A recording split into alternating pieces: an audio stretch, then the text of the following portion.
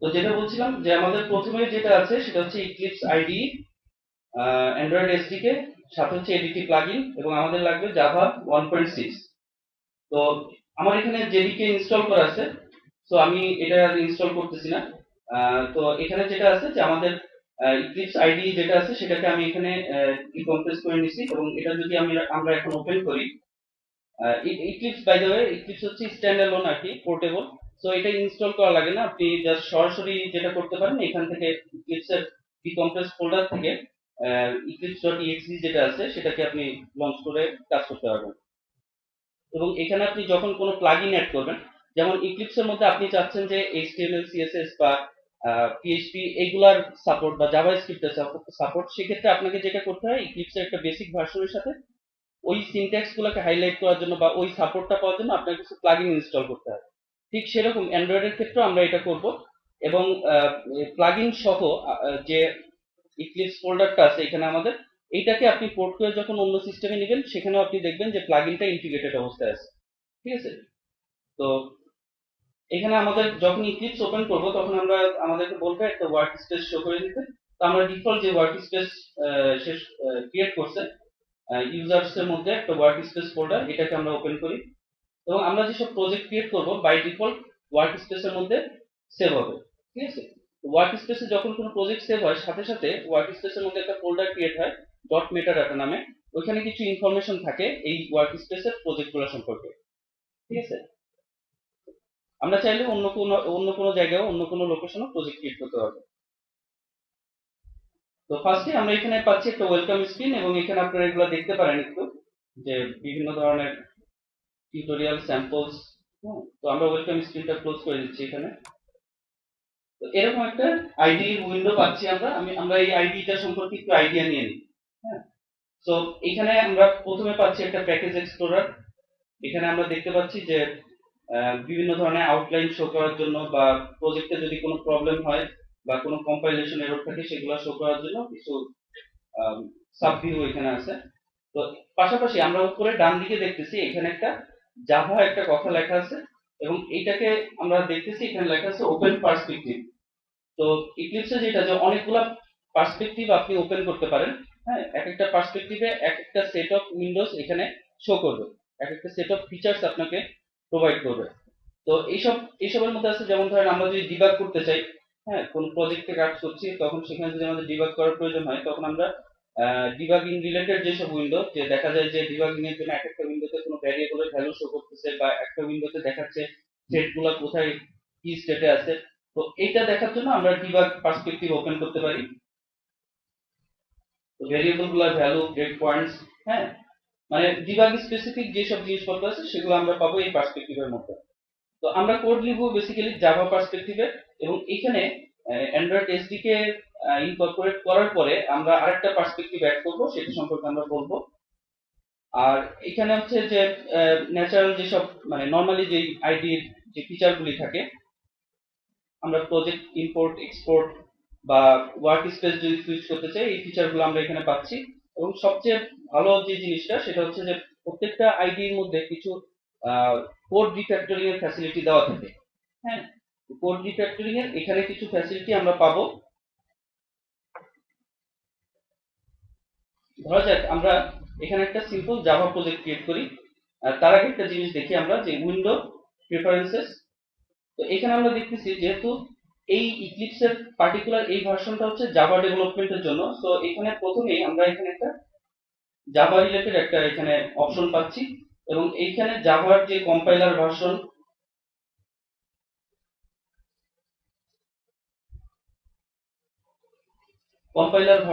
এবং সেখানে JDK compliance, এরকম বিভিন্ন অপশন আছে।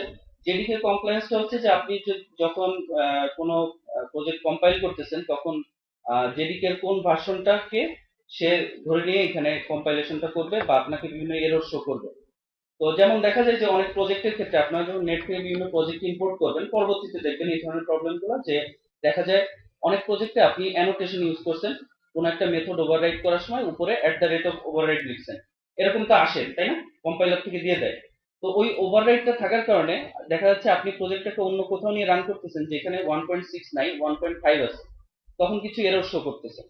ঠিক আছে, মানে যেই জেডিকে যে ভার্সনগুলোতে যেই সাপোর্ট সেই অনুযায়ী আমরা প্রজেক্ট স্পেসিফিক ভাবে কমপ্লায়েন্স লেভেলটা এখান থেকে সেট করতে পারি। তো এখানে এখনো পর্যন্ত আমরা অ্যান্ড্রয়েডের কোনো অপশন দেখতেছি না, তো যেখান থেকে আমরা অ্যান্ড্রয়েড এসডিকে এর পাথ সেট করব। তো সেই পাথটা সেট করার জন্য আমরা এখানে এডিটি প্লাগইন যেটা সেটা ইনস্টল করব। সেটা আমরা করব হচ্ছে help install new software add. এখান থেকে আমরা যদি নেটে কানেক্টেড না থাকি তাহলে কন্টাক্ট অল আপডেট সাইটস এটাকে আমরা বন্ধ করে দিব। অ্যাড, এখানে আমরা প্লাগইনটা একটা নাম দিব, সো এখানে আমাদের হচ্ছে এডিটি প্লাগইন, এবং আপনাদের টুলস ফোল্ডারের মধ্যে একটা জিপ ফাইল দিয়ে দেওয়া ছিল এডিটি 16.0, আমরা সেই আর্কাইভ ফাইলটা এখান থেকে শো করে দিব।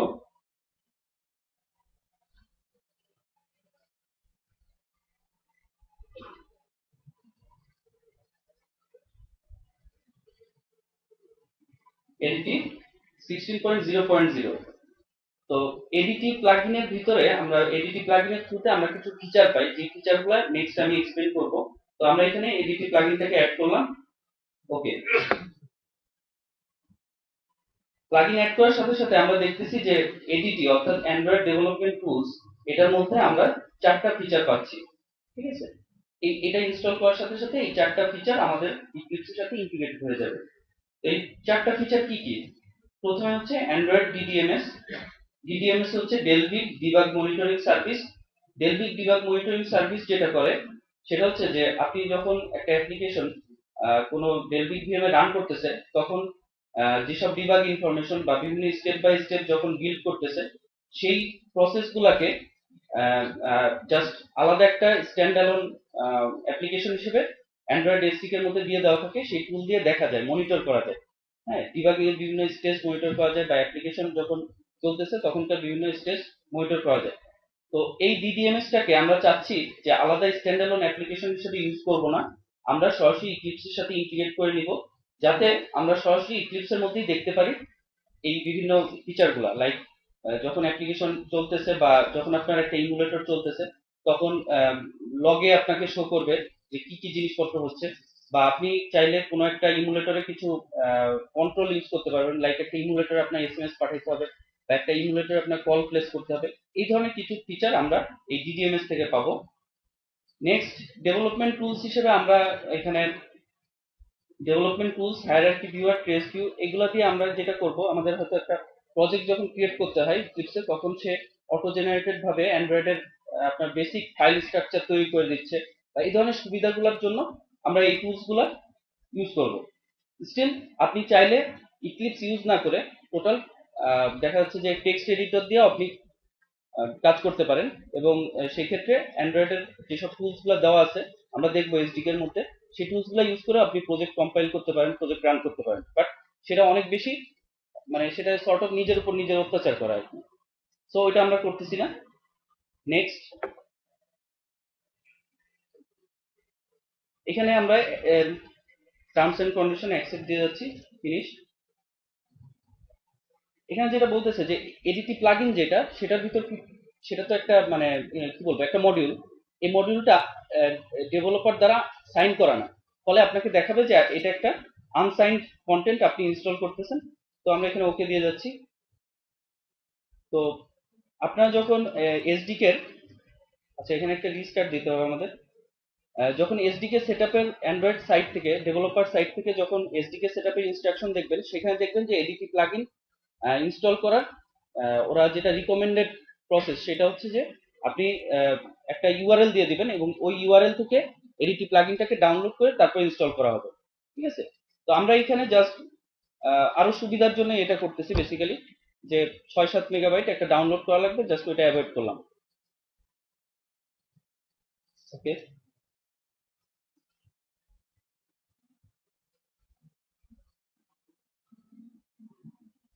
সো এখানে আমাদের এডিটি প্লাগইন ইনস্টল হয়ে যাওয়ার পরে আমরা একটা জিনিস দেখবো, সেটা হচ্ছে যে এখানে দুইটা নতুন অপশন কিন্তু অ্যাড হয়েছে। ঠিক আছে, এটার উপর যদি আমরা হাইলাইট করি দেখা যাবে যে লিখছে যে opens the Android SDK manager. আর এখানে আরেকটা যেটা আছে opens the Android virtual device manager. এই দুইটা ফিচার আমরা এডিটি প্লাগইন ইনস্টল করার সাথে সাথে ইক্লিপসের সাথে অ্যাড হয়ে যাচ্ছে। আরেকটা জিনিস আমরা দেখবো, সেটা হচ্ছে যদি আমরা ওপেন পার্সপেক্টিভ করি, সেটার আদার্স এর মধ্যে যাই, সেখানে আমরা আরেকটা নতুন পার্সপেক্টিভ এখানে অ্যাড হচ্ছে, সেটা হচ্ছে ডিবিএমএস পার্সপেক্টিভ। আমি যেটা বললাম যে ডেলভিক ডিবাগ মনিটরিং সার্ভিস যেটা, সেটার একটা ভিজুয়াল কি বলবো, একটা ভিজুয়াল রিপ্রেজেন্টেশন আমরা এক্লিপসের সাথে অ্যাড করতেছি। তো এই আমরা যেটা করব যে এই তিনটা পার্সপেক্টিভই আমরা ইউজ করব, সেটা হচ্ছে জাভা পার্সপেক্টিভ, ডিবাগ পার্সপেক্টিভ এবং হচ্ছে ডিবিএমএস পার্সপেক্টিভ। এই তিনটা পার্সপেক্টিভের মধ্যে আমাদেরকে বিভিন্ন সময় সুইচ করতে হবে। তো আমরা যেটা করব, এই তিনটাকে পাশাপাশি রেখে দিলাম।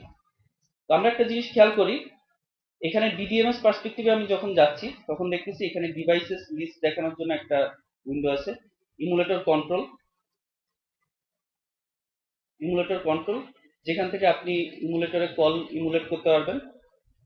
দেন হচ্ছে এসএমএস পাঠায় টেস্ট করতে পারবেন, বা ইমুলেটরে তো কোনো লোকেশন, তার তো জিপিএস মডিউল নাই, তো সেখানে যদি আপনার একটা মক লোকেশন দিতে হয় আপনার অ্যাপ্লিকেশন টেস্টিং করার জন্য, তখন সেই মক লোকেশন দিয়ে দেওয়ার জন্য একটা জায়গা আছে এখানে।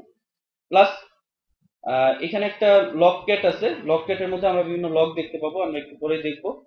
এবং ফাইল এক্সপ্লোরার, যেখানে আপনি ডিভাইসের ভিতরকার বা ইমুলেটরের ভিতরকার ফাইল স্ট্রাকচার বা ফাইল কি বলা যায়, ফাইলগুলা এক্সপ্লোর করতে পারবেন, ফাইল ফোল্ডারগুলা। তারপরে এখানে আরো কিছু আছে, যেমন আপনি হিপ ট্র্যাক করতে পারবেন, এবং এর সাথে ইক্লিপসের একটা মেমোরি অ্যানালাইজার টুল আছে, ম্যাট। এই ম্যাট টুলটাকে ইন্টিগ্রেট করে আপনি মেমোরি অ্যানালাইসিস বা এগুলাও দেখতে পারবেন, যে কোথায় কোথায় মেমোরি লিক আছে, হ্যাঁ, সেই জিনিসগুলো মনিটর করা যাবে। তো এগুলোর পাশাপাশি আমরা একটা জিনিস দেখবো, আমরা উইন্ডো অপশনে যে এখানে দেখবো যে SDK Android SDK manager, ABP manager, এই দুইটা অ্যাড হয়ে গেছে। আরেকটা নতুন নতুন একটা টুল যেটা অ্যান্ড্রয়েডে দেওয়া হয়েছে, সেটা হচ্ছে অ্যান্ড্রয়েড লিঙ্ক টুল। এই টুলটা কি বলা যায়, এডিটি প্লাগইন 1.16 এর আগে, এডিটি প্লাগইন 16 ভার্সনের আগে লিঙ্ক টুলটা ছিল না। লিঙ্ক টুল যেটা করে, আমরা দেখবো যে আমরা ভিউ গুলা যখন তৈরি করব এক্সএমএল দিয়ে, বা আমরা বিভিন্ন রকম কাজ করব, যেগুলোর মধ্যে কোনো কিছু যদি সে দেখে যে আমরা যা করতেছি সেটা অ্যান্টি পারফরমেন্স বা অ্যান্টি রেসপন্সিভ, সেই ধরনের জিনিসগুলো সে আইডেন্টিফাই করতে পারে, যে ভিউগুলা কিভাবে ডিজাইন করলে সেগুলা এফিসিয়েন্টলি রেন্ডার করতে পারবে, এই জিনিসগুলো সাজেস্ট করে, বিভিন্ন ধরনের সাজেশন দেয়। এটা খুব হ্যান্ডি একটা টুল, এবং এই টুল না থাকার কারণে এর আগে ডেভেলপাররা প্রচুর সাফার করতো। লাইক তাদেরকে অনেক ধরনের ভিউ হয়তো একটা ডিজাইন করছে, সেটা অনেক ডিভাইসে মেমোরি এক্সেপশন বা কি বলা যায় স্ট্যাক ওভারফ্লো, এই ধরনের প্রবলেম ক্রিয়েট করতেছিল। তো সেগুলো দেখা যেত ম্যানুয়ালি খুঁজে খুঁজে বের করা বা একটা সমস্যাই ছিল। তো এখানে এই টুলটা আমাদের খুব কাজে লাগবে। এখন আমার এত কথা বলার কারণ হচ্ছে যে আমি অ্যান্ড্রয়েড এসডিকেটাকে ডিকম্প্রেস করতে দিয়েছিলাম, সেটা অনেক টাইম নিচ্ছিল। তো এখানে ইক্লিপস আমরা দেখলাম মোটামুটি। দেন অ্যান্ড্রয়েড এসডিকে যেটা, এই এসডিকেটা আমরা আমাদের ডিকম্প্রেস করতে হবে, এই এসডিকেটার পাথ আমরা শো করে দিব। তো এসডিকেটা আমি ডিকম্প্রেস করছি ডেস্কটপে। তো এখানে আমরা উইন্ডোর মধ্যে প্রিফারেন্সেস যদি যাই, এখানে দেখবো একটা নতুন অপশন অ্যাড হয়েছে, সেটা হচ্ছে, যেমন আমরা এখানে দেখছিলাম জাভা একটা অপশন আছে, যে যেই ডেভেলপমেন্ট এনভায়রনমেন্ট গুলো সাপোর্ট আমরা অ্যাড করতেছি, সেই অপশনগুলো আমরা এখানে পাবো, এবং সেই এনভায়রনমেন্ট গুলাকে কনফিগার করার অপশন বেসিক্যালি এখানে দেওয়া হবে। তো অ্যান্ড্রয়েডের জন্য আমরা প্রথমে এসডিকে লোকেশনটা দেখাই দিব। তার আগে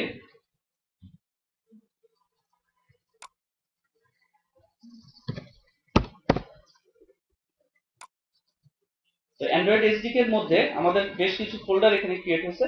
লাইক এখন ডিকম্প্রেস করলে আপনারা দেখবেন যে অনেক সময় যেটা হয়, যে অ্যান্ড্রয়েড এসডিকে কে আমি .zip কে ডিকম্প্রেস করলাম, তার ভিতর আরেকটা ফোল্ডার তৈরি হলো, এবং তার ভিতর থাকতেছে কন্টেন্টটা। তো আমরা পাথ দেখানোর সময় যেই ফোল্ডারটার মধ্যে টুলস ফোল্ডারটা আছে, সেই ফোল্ডারটা শো করব। তো এখানে এসডিকে লোকেশন, অ্যান্ড্রয়েড এসডিকে, এবং দেখতেছি অ্যান্ড্রয়েড এসডিকে এর মধ্যেই টুলস ফোল্ডারটা আছে। হ্যাঁ, তো এখান থেকে আমরা শো করে দিচ্ছি, এবং অ্যাপ্লাই করার সাথে সাথে আমাদের এসডিকে এর জিপটার মধ্যে যে প্ল্যাটফর্মগুলো দিয়ে দেওয়া আছে, লাইক অ্যান্ড্রয়েড 1.6, 2.2, 2.3.3, 3.0, 3.2, 4.0, 4.0.3, যেটা হচ্ছে একেবারে লেটেস্ট। এই প্ল্যাটফর্মগুলো সাথে সাথে আপনার এনভায়রনমেন্টের সাথে অ্যাড হয়ে যাচ্ছে। প্লাস আরেকটা লাইব্রেরি আছে গুগল এপিআইস লাইব্রেরি। তো গুগল এপিআইস লাইব্রেরি যেটা, সেটা হচ্ছে প্রত্যেকটা এসডিকে ভার্সনের জন্য একটা প্রোপ্রাইটারি লাইব্রেরি গুগল দিয়ে দেয়। হ্যাঁ, তো আমাদের এই এসডিকে যেগুলো আছে 1.6 2.2 এই সবগুলা কিন্তু ওপেন সোর্স। ঠিক আছে, এই এসডিকে সবগুলো ওপেন সোর্স, কিন্তু গুগল এপিআই যেটা আছে সেটা হচ্ছে প্রোপ্রাইটারি। হ্যাঁ, সেটা গুগলের প্রোপ্রাইটারি।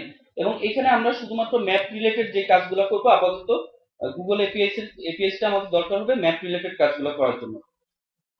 ওকে, তো আমাদের এখানে মোটামুটি আমরা এইখানে পাথ দেখানোর সাথে সাথে আমাদের এনভায়রনমেন্ট সেটআপ বেসিক্যালি কমপ্লিট।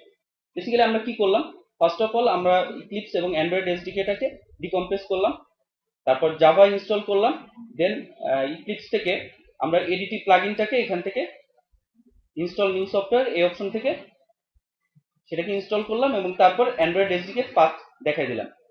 এখন আমরা যেটা করব সেটা হচ্ছে আমরা একটা ইমুলেটর ক্রিয়েট করব, এবং সেই ইমুলেটরের বিভিন্ন জিনিসপত্র একটু আইডিয়া নিব যে ইমুলেটর বিভিন্ন ফিচার গুলো সম্পর্কে। তো ইমুলেটরটাকে আমরা এখানে বলি হচ্ছে অ্যান্ড্রয়েড ভার্চুয়াল ডিভাইস। ঠিক আছে, তো অ্যান্ড্রয়েডের ক্ষেত্রে আমরা এটাকে বলি ইমুলেটর, আর অন্য অনেক প্ল্যাটফর্ম আছে যেগুলোতে ওগুলাকে বলা হয় সিমুলেটর। ঠিক আছে, ইমুলেটর আর সিমুলেটরের কিছু বেসিক ডিফারেন্স আছে। হ্যাঁ, আপনারা একটু একটা সার্চ দিয়ে দেখে নেবেন যে what is the difference between simulator আর ইমুলেটর। ঠিক আছে,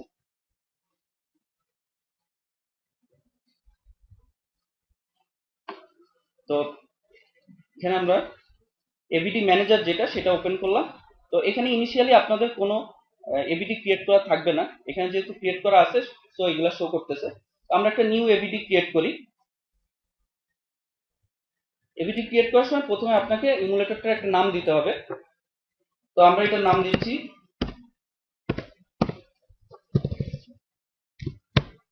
আমরা নাম দিচ্ছি ওয়ার্কশপ। এবং এই এবিডি বা এই ভার্চুয়াল ডিভাইসটাকে যদি আমরা একটা রিয়েল ডিভাইস হিসেবে চিন্তা করি, তো সেই ক্ষেত্রে তার ওএস ভার্সন কি হবে সেটা শো করার জন্য আমরা এখানে টার্গেট সেটা দিয়ে দিব। যেমন আমরা এখানে টার্গেট দিচ্ছি 2.3.3। এবং একটা জিনিস আমরা খেয়াল করি যে এখানে টার্গেট অ্যান্ড্রয়েড এসডিকে ভার্সন 2.3.3 এটার পাশাপাশি একটা এপিআই লেভেল বলা আছে, ঠিক না? প্রত্যেকটা অ্যান্ড্রয়েড এসডিকে ভার্সনে একটা করে এপিআই লেভেল থাকে। ঠিক আছে, যেমন 2.3.3 এর জন্য হচ্ছে এপিআই লেভেল 10। তো এরপরে সিপিইউ এবিআই এটা এআরএম ডিফল্ট সেট করা। এরপর আমরা যদি চাই যে ইমুলেটরটার এসডি কার্ডের কিছু স্পেস থাকবে বা এসডি কার্ড ইন্টিগ্রেট করতে, সেক্ষেত্রে এখানে আমরা একটা এসডি কার্ডের সাইজ দিয়ে দিচ্ছি। অনেক অ্যাপ্লিকেশনের ক্ষেত্রে দেখা যাবে যে আমাদের এসডি কার্ড অ্যাক্সেস করতে হয়। ঠিক আছে, লাইক আমাদের এসডি কার্ডে কিছু ফাইল রাখতে হয়, বা আমরা কোনো একটা ফাইল ডাউনলোড করে আনলাম হ্যাঁ অ্যাপ্লিকেশনের মধ্যে, এবং ফাইলটাকে আমরা কোথাও সেভ করতে যাচ্ছি, সেক্ষেত্রে এসডি কার্ডে সেভ করতে হবে, ফোনের ইন্টারনাল মেমোরিতে আমরা সেভ করতে পারবো না। তো এখানে আমরা এসডি কার্ডের সাইজ দিয়ে দিচ্ছি। এরপর এখানে স্ক্রিন আছে কিছু, সেই স্ক্রিনগুলো হচ্ছে বিভিন্ন রকম সাইজ, স্ক্রিন সাইজ, এবং প্রত্যেকটা ডিভাইসের স্ক্রিন সাইজের সাথে সাথে ডিসপ্লে ডেনসিটি এই জিনিসের অপশন আছে। তো এখানে যেগুলো ডিফল্ট আছে তার মধ্যে ডাব্লিউবিজিএ বা এইচবিজিএ এই ধরনের কতগুলো অপশন আছে। আমরা এখান থেকে এইচবিজিএটা সিলেক্ট করলাম। এইচবিজিএ সিলেক্ট করার সাথে সাথে আমরা দেখতেছি যে এলসিডি ডেনসিটি যেটা 160। তো 160 ডিসপ্লে ডেনসিটি বেসিক্যালি হচ্ছে মিডিয়াম ডিসপ্লে ডিভাইস যেগুলো সেগুলোর জন্য। ঠিক আছে, হাই ডেনসিটির ক্ষেত্রে এটা 240 হয়, এবং এক্সট্রা লার্জ যেসব ডিভাইস সেগুলোর জন্য 360 হয়। মানে ডিসপ্লে ডেনসিটি বেশি, এবং ডিসপ্লেগুলো খুব মানে যত ডেনসিটি বেশি হবে তত দেখবেন যে তত ভালো ডিসপ্লে বেসিক্যালি। এখানে আরেকটা জিনিস আছে maximum VM application heap size. তো প্রত্যেকটা অ্যাপ্লিকেশনের জন্য বেসিক্যালি একটা হাইয়েস্ট হিপ সাইজ অ্যালোকেট করা থাকে। ঠিক আছে, আপনি আপনার অ্যাপ্লিকেশন যখন নিয়ে কাজ করবেন, এট এ টাইম আপনি কতটুকু মেমোরি নিয়ে কাজ করবেন সেইটুকুর একটা লিমিট হচ্ছে এখানে দিয়ে দেওয়া 24। তো 24 হচ্ছে বেসিক্যালি লোয়ার লিমিট, মানে লোয়েস্ট এটা সাপোর্ট করে অ্যান্ড্রয়েড ডিভাইসগুলোতে। কারেন্টলি যে ডিভাইসগুলো আছে সেগুলোতে 48 মেগাবাইট পর্যন্ত মেমোরি সাপোর্ট করে। আপনার অ্যাপ্লিকেশনের মেমোরি ইউসেজ যদি যে কোনো একটা মুহূর্তে 24 মেগাবাইট এখন এক্সেস করে, সেক্ষেত্রে আপনাকে যেটা করবে যে অ্যাপ্লিকেশন এক্সিস ভিএম বাজেট এই ধরনের একটা এক্সেপশন দিয়ে, মেমোরি এক্সেপশন দিয়ে অ্যাপ্লিকেশন ক্র্যাশ করবে। সো আমরা এখানে লো ভ্যালু রেখেই কাজ করব, এবং মেমোরি অপটিমাইজেশন নিয়ে আসলে প্রচুর কাজ করার স্কোপ আছে। এবং সেক্ষেত্রে আমরা যেটা বলছিলাম যে Eclipse এর মেমোরি অ্যানালাইজার টুল যেটা, ওটা খুব কাজে লাগবে আপনাদের। ডিভাইসের র্যাম সাইজ এখানে 256 দেওয়া আছে। আমরা এই ডিফল্ট ভ্যালু গুলা দিয়ে একটা এবিডি ক্রিয়েট করি।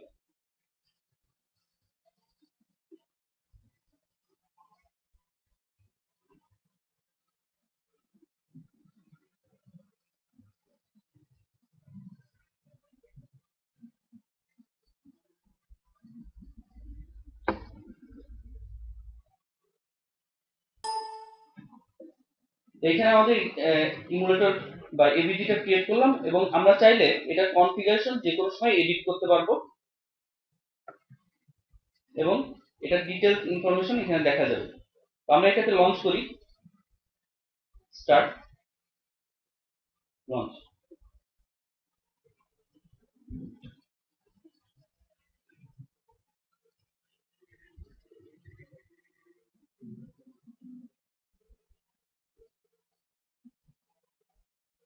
আচ্ছা, একটা প্রবলেম যেটা, সেটা হচ্ছে যে ইমুলেটরটা ফার্স্ট টাইম লোড হইতে একটু বেশি সময় নেয়, ঠিক আছে? তো এটার জন্য একটা অপশন আছে, আমরা এটা নিয়ে পরে দেখবো, যে আপনি একটা ইমুলেটরের স্ন্যাপশট ক্রিয়েট করে রাখতে পারেন এবং পরবর্তীতে ওই স্ন্যাপশটটাকে রান করলে একটু ফাস্টার লোড হয়, ঠিক আছে? এটা আমরা পরে দেখবো। তো ইমুলেটর লোড হতে হতে আমরা আরেকটা ফিচার দেখে আসি, সেটা হচ্ছে এসডিকে ম্যানেজারের কথা আমরা বলছিলাম।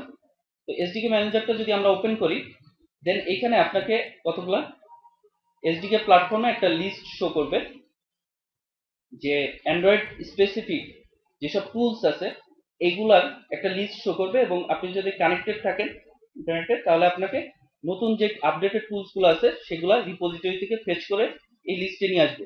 হ্যাঁ, এই লিস্টে যদি আমরা একটু খেয়াল করি, তাহলে দেখবো যে আমাদের এখানে অ্যান্ড্রয়েড 4.0.3 যেগুলো ইনস্টলড আছে সেগুলোর পাশাপাশি ইনস্টল অপশন গুলো দেখাচ্ছে। আর আপনারা এখান থেকে বিভিন্ন এপিআই লেভেল বা যেগুলো অবসলিট এগুলা লিস্ট থেকে বাদ দিয়ে দেখতে পারেন। এছাড়া এক্সট্রা কিছু ফিচার এখানে থাকে, থার্ড পার্টি অ্যাড-অনস থাকে।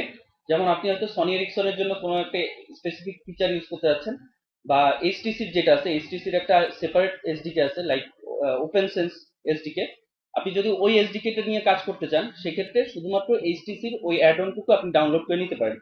তো যেহেতু এখানে আমার কানেক্টিভিটি নাই, তো এখানে ওই থার্ড পার্টি অ্যাড-অনস গুলো শো করতেছে না, বাট ওখানেও অনেক ইন্টারেস্টিং জিনিসপত্র আছে আর কি।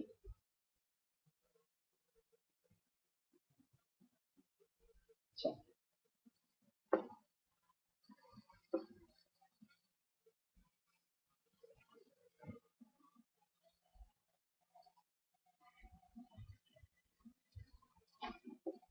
তো এখন আমরা যেটা করব, এখানে একটা হ্যালো ওয়ার্ল্ড টাইপের একটা প্রজেক্ট ক্রিয়েট করব। তো প্রজেক্ট ক্রিয়েট করার জন্য ফার্স্টে আমরা নিউ নিউ প্রজেক্ট, এখান থেকে আমরা যেহেতু অ্যান্ড্রয়েড অ্যাপ্লিকেশন ক্রিয়েট করব, সো অ্যান্ড্রয়েড অপশন থেকে একটা অ্যান্ড্রয়েড প্রজেক্ট এখানে ক্রিয়েট করি। ফার্স্ট যে স্ক্রিনটা আসবে সেখানে আপনাকে প্রজেক্টের যে নেম সেটা ইনপুট দিতে হবে।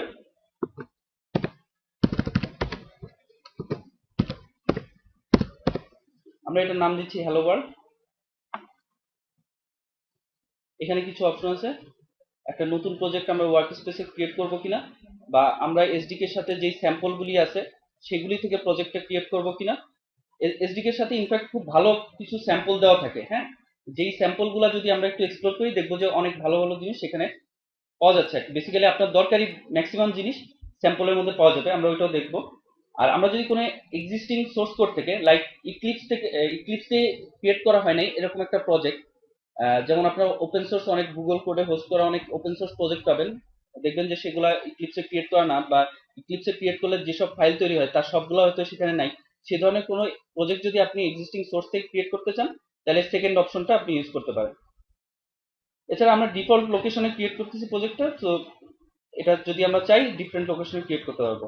নেক্সট, যেটা নেক্সট খুব ইম্পর্টেন্ট একটা জিনিস, সেটা হচ্ছে বিল্ড টার্গেট। আমরা যে অ্যাপ্লিকেশনটা এখন তৈরি করব সেটা টার্গেট বিল্ড কত, মানে অ্যান্ড্রয়েডের এসডিকে কোন ভার্সন, হ্যাঁ, মানে বেসিক্যালি কোন ডিভাইসগুলোকে টার্গেট করে আমি অ্যাপ্লিকেশনটা তৈরি করতে চাচ্ছি। তো এটা আমরা রাখতেছি 2.3.3। নেক্সট, এরপরে যেটা আছে অ্যাপ্লিকেশন নেম হচ্ছে হ্যালো ওয়ার্ল্ড, প্যাকেজ নেম দিব আমরা একটা। তো প্যাকেজ নেমটা অ্যান্ড্রয়েড অ্যাপ্লিকেশনের ক্ষেত্রে খুব ইম্পর্টেন্ট, কারণ হচ্ছে যে আপনি যখন অ্যাপ্লিকেশনটাকে মার্কেটে বা গুগল প্লেতে ডিপ্লয় করবেন, তখন আপনার যদি সেম নামের একটা প্যাকেজ নেমের একটা অ্যাপ্লিকেশন অলরেডি মার্কেটে থাকে, আপনারটা আপলোড করতে দিবে না। তো আপনার প্যাকেজ নেমটা ইউনিক হতে হবে। তো প্যাকেজ নেম ইউনিক করার বুদ্ধি কি হতে পারে?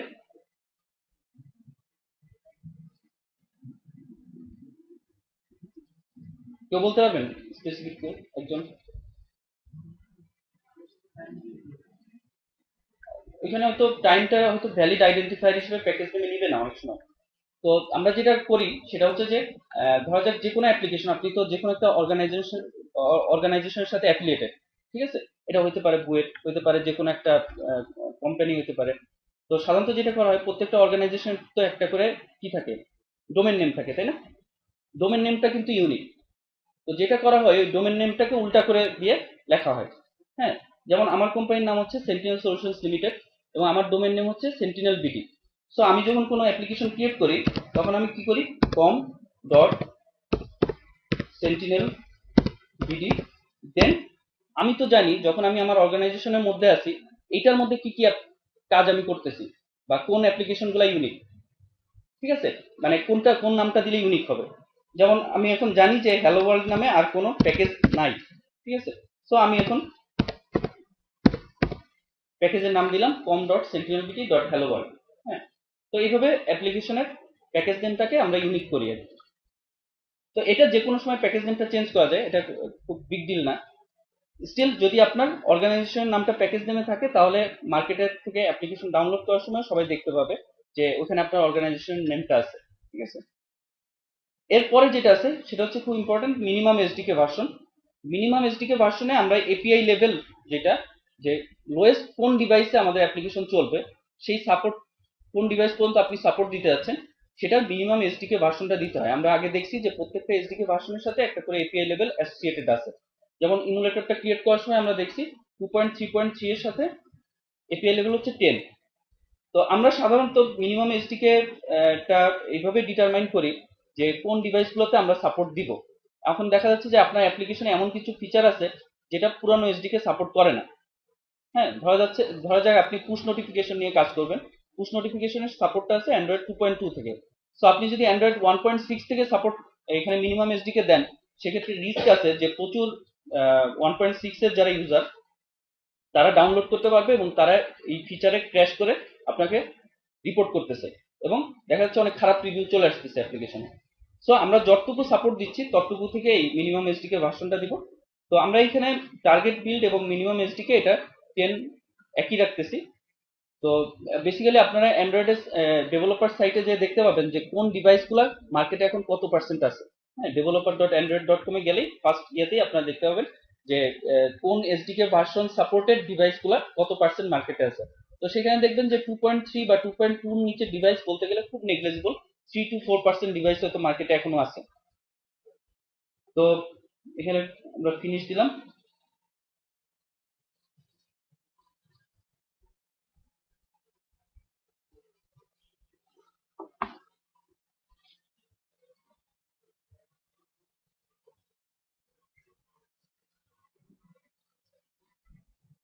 আচ্ছা, তো এখানে আমরা একটা দেখলাম যে একটা প্রজেক্ট এখানে ক্রিয়েট করে দেওয়া হয়েছে।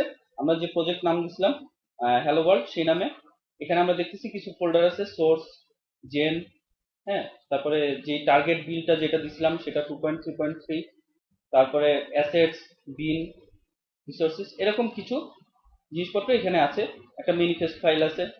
তো এখানে প্রত্যেকটার কাজ কি এটা আমরা এক্সপ্লেন করব। তো তার আগে আমরা এই অ্যাপ্লিকেশনটাকে একবার আমাদের ইমুলেটরে রান করে দেখি। হ্যাঁ, তার আমরা একটু দেখি ইমুলেটরে কি কি ফিচার আছে।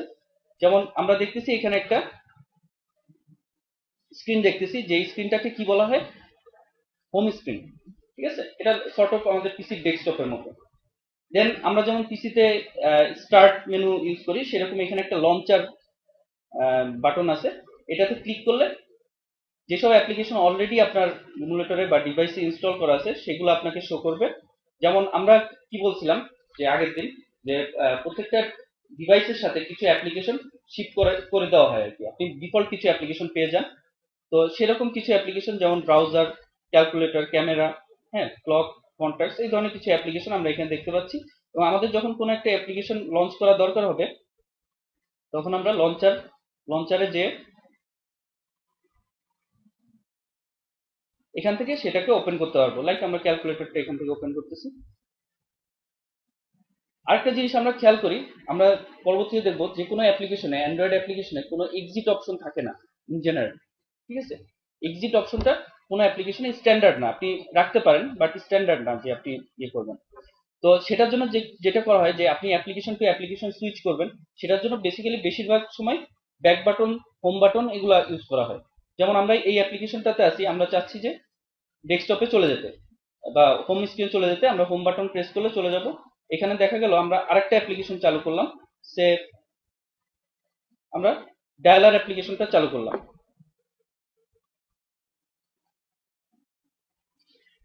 সো এটা আমরা ব্যাক বাটন প্রেস করে প্রিভিয়াস স্ক্রিনগুলোতে যেতে পারি। এখন হোম বাটনকে যদি আপনি লং প্রেস করেন, তাহলে যে অ্যাপ্লিকেশনগুলো অলরেডি রানিং সেগুলো শো করবে, সেগুলোর মধ্যে আপনি সুইচ করতে পারেন। সর্ট অফ আমরা ডেস্কটপে যেমন অল্টার ট্যাব দিয়ে একটা অ্যাপ্লিকেশন থেকে একটা অ্যাপ্লিকেশন সুইচ করি। পার্থক্য হচ্ছে এটাই যে এখানে কোনো অ্যাপ্লিকেশন আপনি ক্লোজ করবেন না, অ্যাপ্লিকেশনগুলো থাকবে। যখন প্ল্যাটফর্মের বা ডিভাইসের নতুন মেমোরি দরকার হবে বা নতুন একটা অ্যাপ্লিকেশন লঞ্চ করতে যে রিসোর্সের অভাব হবে, সে নিজে ডিসাইড করবে কোন অ্যাপ্লিকেশনটাকে আমি শাটডাউন করে দেবো। ঠিক আছে, এবং সেইভাবে আপনাকে মেমোরি বা রিসোর্স গুলো অ্যাভেলেবল করে দিবে। ঠিক আছে, সো এই অ্যাপ্লিকেশন, বিভিন্ন অ্যাপ্লিকেশন একসাথে চলবে, সেগুলোর মধ্যে যে সুইচিং বা সেগুলোর মধ্যে যে রিসোর্স শেয়ারিং, এই জিনিসগুলা আমাদের package manager, activity manager, Android frameworks এর এরকম কিছু মডিউলের কথা আমরা বলছিলাম, যে প্যাকেজ ম্যানেজার, তারপরে অ্যাক্টিভিটি ম্যানেজার, ওরা এই জিনিসগুলো ম্যানেজ করবে। এবং এই যে অ্যাপ্লিকেশনের বিভিন্ন স্ক্রিনগুলোর লাইফ সাইকেল, এই লাইফ সাইকেলগুলো কিভাবে মেনটেন করা হয় এটা আজকে আমরা শেষের দিকে দেখব। তো এখন আমরা এই যে প্রজেক্টটা অটো জেনারেটেড কোড দিয়ে তৈরি করা হয়েছে, সেই প্রজেক্টটাকে আমরা একবার রান করে দেখি। তো যেহেতু ইমুলেটরটা আমরা একবার চালু হতে দেখলাম অনেক সময় লাগলো, সো ইমুলেটরটা আমরা ক্লোজ করবো না, আমরা রেখে দিব এবং এই একটা ইমুলেটরে বারবার অ্যাপ্লিকেশনগুলো রান করবো। ফলে যে স্টার্ট আপের সময় অনেক সময় নিচ্ছে, এই সময়টা আমাদের সেভ হবে। তো বারবার রান করার সুবিধার জন্য আমরা কি করব, একটা রান কনফিগারেশন ক্রিয়েট করব। তো বিভিন্ন যত টাইপের অ্যাপ্লিকেশন কারেন্টলি আপনার ইক্লিপস সাপোর্ট করতেছে, প্রত্যেকটা টাইপের রান কনফিগারেশন ক্রিয়েট করার অপশন এখানে দিয়ে দেওয়া আছে। তো আমরা একটা অ্যান্ড্রয়েড অ্যাপ্লিকেশনের জন্য রান কনফিগারেশন ক্রিয়েট করতেছি এবং এই কনফিগারেশনটার একটা নাম আমরা দিচ্ছি, যেটা দিয়ে আমরা অনেকগুলো অ্যাপ্লিকেশনের কনফিগারেশন যদি এভাবে ক্রিয়েট করা থাকে, আমরা যাতে বুঝতে পারি যে এটা কোনটার কনফিগারেশন। সো এটার নাম আমরা দিচ্ছি হ্যালো। এখানে আমরা প্রজেক্টটা সিলেক্ট করে দিব যে কোন প্রজেক্ট রান করবে। তারপরে তিনটা অপশন আছে। হ্যাঁ, তিনটা অপশন হচ্ছে যে লঞ্চ ডিফল্ট অ্যাক্টিভিটি, দেন একটা অপশন আছে লঞ্চ, তারপরে একটা আছে ডু নাথিং। তো প্রথম অপশন যেটা লঞ্চ ডিফল্ট অ্যাক্টিভিটি, সেটা করবে কি যে আমাদের প্রত্যেকটা অ্যাপ্লিকেশনে একটা করে মানে কি বলা যায় এন্ট্রি পয়েন্ট থাকবে। হ্যাঁ, আমরা দেখবো এটা, যে একটা এন্ট্রি পয়েন্ট থাকবে যে কোন স্ক্রিনটা দিয়ে অ্যাপ্লিকেশন স্টার্ট করবে। আপনার অ্যাপ্লিকেশনে 50টা, 60টা, 100টা স্ক্রিন থাকতে পারে, কোন স্ক্রিনটা দিয়ে সে ইনিশিয়ালি লোড করবে। তো সেই স্ক্রিনটাকে আমরা, স্ক্রিনগুলোকে এখানে বলতেছি অ্যাক্টিভিটি। তো অ্যাক্টিভিটি দিয়ে আমরা ডিটেলস দেখবো অ্যাপ্লিকেশনের কম্পোনেন্ট নিয়ে। তো ওই যে ডিফল্ট অ্যাক্টিভিটি যেটা এন্ট্রি পয়েন্ট, আমরা যদি সেটাকে দিয়ে স্টার্ট করতে চাই, তাহলে আমরা এই অপশনটা সিলেক্ট করব। আর যদি আমাদের মাল্টিপল স্ক্রিন থাকে এবং আমরা চাই যে বিভিন্ন সময় লোড করার সময় আমি বলে দিতে পারবো যে কোন স্ক্রিনটা থেকে সে স্টার্ট করবে, সেটা আমরা এখান থেকে সিলেক্ট করে দিতে পারবো। যেমন এখানে সিলেক্ট করলে আপাতত একটাই অপশন আসতেছে, কারণ আমাদের একটাই স্ক্রিন এখানে তৈরি করে দেওয়া আছে, এটা আমরা দেখব। আর ডু নাথিং যদি হয়, তাহলে যেটা করবে সে অ্যাপ্লিকেশনটাকে ইনস্টল করবে ইমুলেটরে, কিন্তু কোনো স্ক্রিন লঞ্চ করবে না। হ্যাঁ, সে শুধু সাইলেন্টলি সেটাকে ইনস্টল করে রাখবে। তো এখানে আমরা শুধুমাত্র ফার্স্ট অপশনটা এখানে দেখব। নেক্সট হচ্ছে টার্গেট। টার্গেটের মধ্যে আপনার প্রজেক্টে আপনি কি করছেন, মিনিমাম এসডিকে ভার্সন এবং টার্গেট এসডিকে ভার্সন বলে দিচ্ছেন। সো আপনার এখানে সিস্টেমে যতগুলো ইমুলেটর ক্রিয়েট করা আছে, তার মধ্যে যেগুলা সাপোর্টেড সেগুলা অটোমেটিক লিস্টে শো করবে। হ্যাঁ, আপনি রান কনফিগারেশনে বলে দিতে পারেন যে কোন ইমুলেটরটা দিয়ে স্টার্ট করা হবে। তো আমরা যেহেতু নতুন ইমুলেটর বারবার স্টার্ট করব না, আমরা ম্যানুয়াল অপশনটাতে যাব। ম্যানুয়াল অপশনে যেটা করা হয় সেটা হচ্ছে যে সে দেখে যে কোন কোন ইমুলেটর লঞ্চ করা আছে, সেগুলো একটা অপশন আপনাকে দিবে এবং বলবে যে কোনটাতে তুমি লঞ্চ করতে চাও। তো আমরা দেখি, অ্যাপ্লাই, রান। তো এখানে আমাদেরকে দেখাচ্ছে যে একটাই ইমুলেটর লঞ্চ করা আছে, আমি এটাতে যেমন মাল্টিপল থাকলে এখানে লিস্টে দেখাইতো যে তুমি কোনটাতে লঞ্চ করতে চাও, তো আমরা এই যেটা আছে সেটাতে লঞ্চ করতে চাচ্ছি। তো এটার সাথে সাথে আমরা এখানে দেখতেছি যে কনসোলের মধ্যে আসতেছে যে কি কি হচ্ছে, এবং ডিডিএমএস পার্সপেক্টিভে যদি আমরা যাই আমাদের ডিভাইসটাকে এখানে শো করতেছে, এবং সাথে সাথে লগ ক্যাটের মধ্যে দেখাচ্ছে যে এই স্টার্টআপ প্রসেসের মধ্যে কি কি জিনিসপত্র হয়েছে এবং আমাদের অ্যাপ্লিকেশন লঞ্চ করার সময় কি কি হচ্ছে। হ্যাঁ,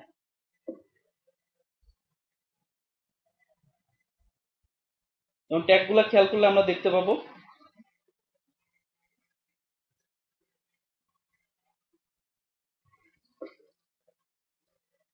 যে এখানে দেখতেছি আমরা যে এরকম কিছু জিনিসপত্র আসতেছে, জিসি এক্সপ্লিসিট বা অ্যাক্টিভিটি ম্যানেজার এই কাজটা করছে, ডিসপ্লে অমুক স্ক্রিন, এই ধরনের জিনিসপত্রগুলো এখানে শো করতেছে। ঠিক আছে, তো সাথে সাথে আমরা দেখলাম যে অ্যাপ্লিকেশনটা লঞ্চ হয়ে যাওয়ার পরে এখানে আমরা দেখতেছি একটা সিম্পল স্ক্রিন, তার মধ্যে প্রথমে একটা লেভেলে লেখা আছে hello world hello activity, just simple একটা লেভেলের মধ্যে একটা টেক্সট লেখা আছে। আমরা কিন্তু কোথাও কোনো ইনপুট দেই নাই, কিছু করি নাই।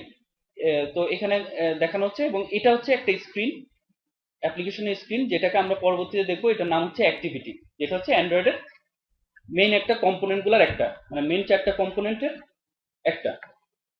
এবং যেহেতু আমরা ইউজার ইন্টারফেসের থ্রুতেই অ্যাপ্লিকেশনের সাথে কমিউনিকেট করি, সো আমরা বলতে পারি অ্যাক্টিভিটিটা হচ্ছে একটা মানে মানে কি বলবো, একদম আসল একটা কম্পোনেন্ট।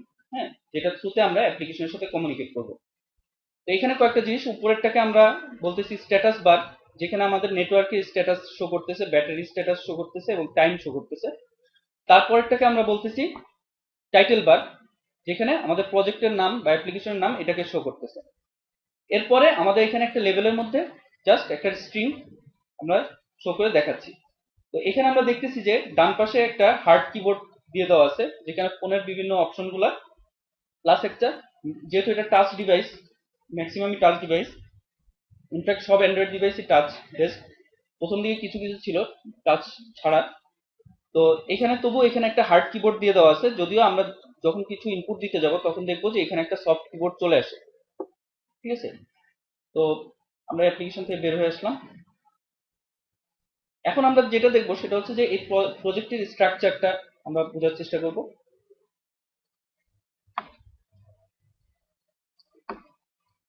যেমন এখানে প্রথমে আমরা দেখতেছি সোর্সের ভিতরে আমরা যেই প্যাকেজটা ক্রিয়েট করছি সেই প্যাকেজ নাম, এবং তার ভিতরে হ্যালো ওয়ার্ল্ড অ্যাক্টিভিটি নামে একটা অ্যাক্টিভিটি বা একটা, যেটা বুঝতেছি আমরা hello world activity dot Java. হ্যাঁ, আমি একটা জিনিস মিস করে গেছি, আমরা যদি নতুন কোনো প্রজেক্ট ক্রিয়েট করতে যাই,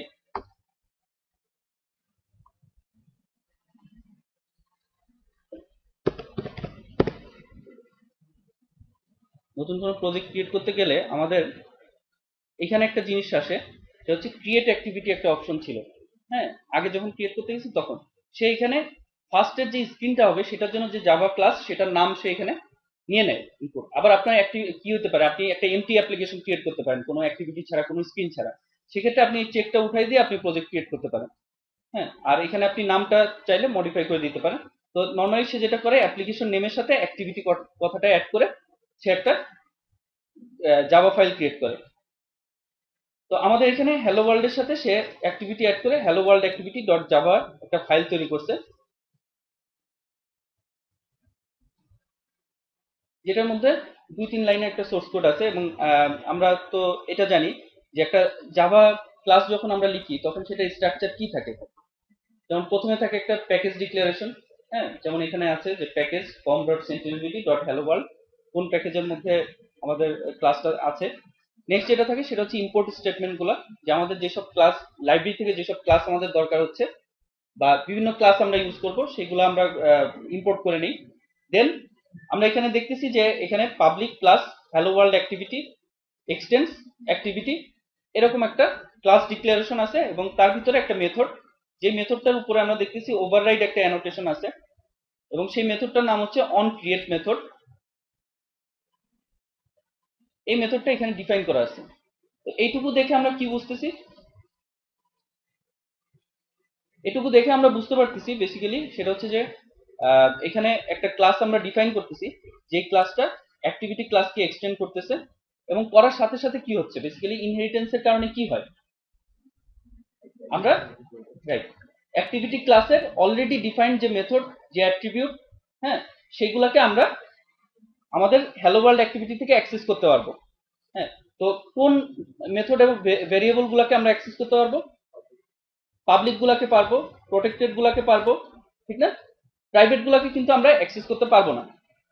এবং ডিফল্ট যেগুলা কোনো অ্যাক্সেস মডিফায়ার নাই অ্যাক্টিভিটি ক্লাসের মধ্যে, সেগুলোকেও যদি আমরা ডিফারেন্ট প্যাকেজে থাকি সেক্ষেত্রেও কিন্তু অ্যাক্সেস করতে পারবো না। সো শুধুমাত্র পাবলিক এবং প্রোটেক্টেড যে ভেরিয়েবল এবং মেথড সেগুলোকে আমরা অ্যাক্সেস করতে পারবো। তো এটা গেল, এই সোর্স কোড আমরা পরে এক্সপ্লেন করব। তো নেক্সট আমরা এখানে দেখতেছি আরেকটা ফোল্ডার আছে, সেটা হচ্ছে যে জেন ফোল্ডার। এই জেন ফোল্ডারের মধ্যে আমরা দেখতেছি যে ওই সেম প্যাকেজ নেম দিয়ে একটা প্যাকেজ শো করতেছে, com.centralbd.helloworld।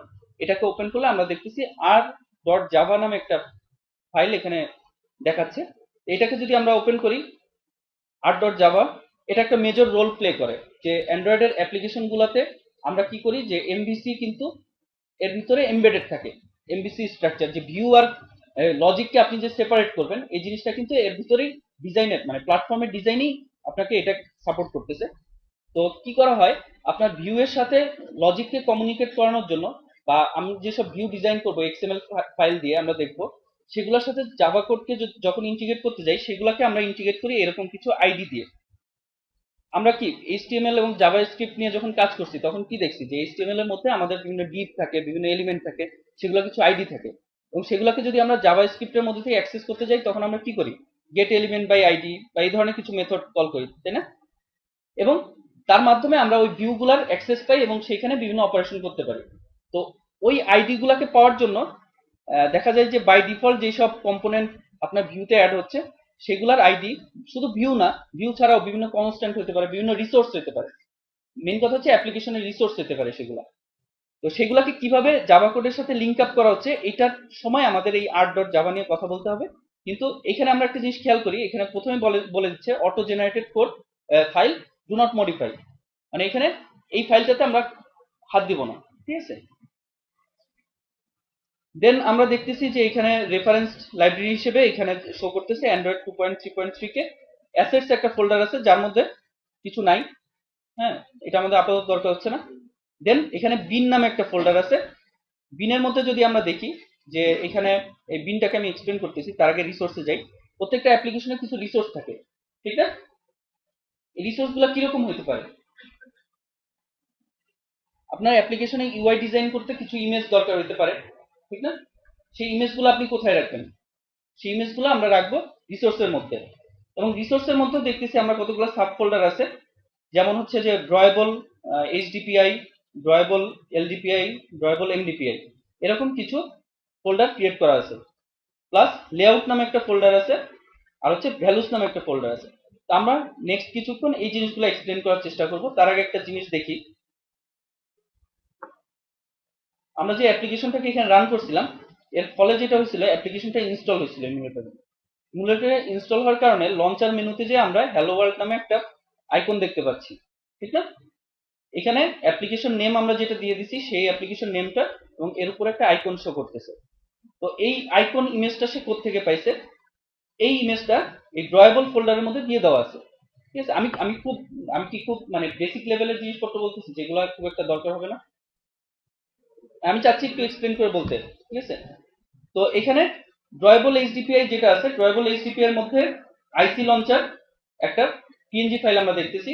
এটা যদি আমরা ওপেন করি, এখানে দেখবো যে ছোট একটা পিএনজি ফাইল এখানে শো করতেছে, এবং এটাই ছিল আমাদের অ্যাপ্লিকেশনের আইকন হিসেবে আমরা লঞ্চার মেনুতে দেখতেছিলাম।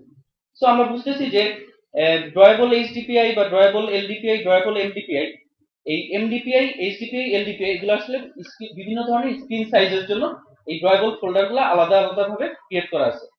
যখন যে ধরনের ডিভাইসে চলবে, যেমন এমডিপিআই হচ্ছে মিডিয়াম ডেনসিটি ডিভাইস যেগুলা, এলডিপিআই হচ্ছে লো ডেনসিটি ডিভাইস, আর এইচডিপিআই হচ্ছে হাই ডেনসিটি ডিভাইস। এছাড়াও যেটা আছে সেটা হচ্ছে এক্স এইচডিপিআই। এক্স এইচডিপিআই হচ্ছে এক্সট্রা হাই ডেনসিটি ডিভাইস যেগুলো আর কি। তো এই প্রত্যেকটার জন্য দেখা যাবে যে আমাদের বিভিন্ন স্ক্রিন সাইজের জন্য তো বিভিন্ন সাইজের ইমেজ আমাদের দরকার হবে।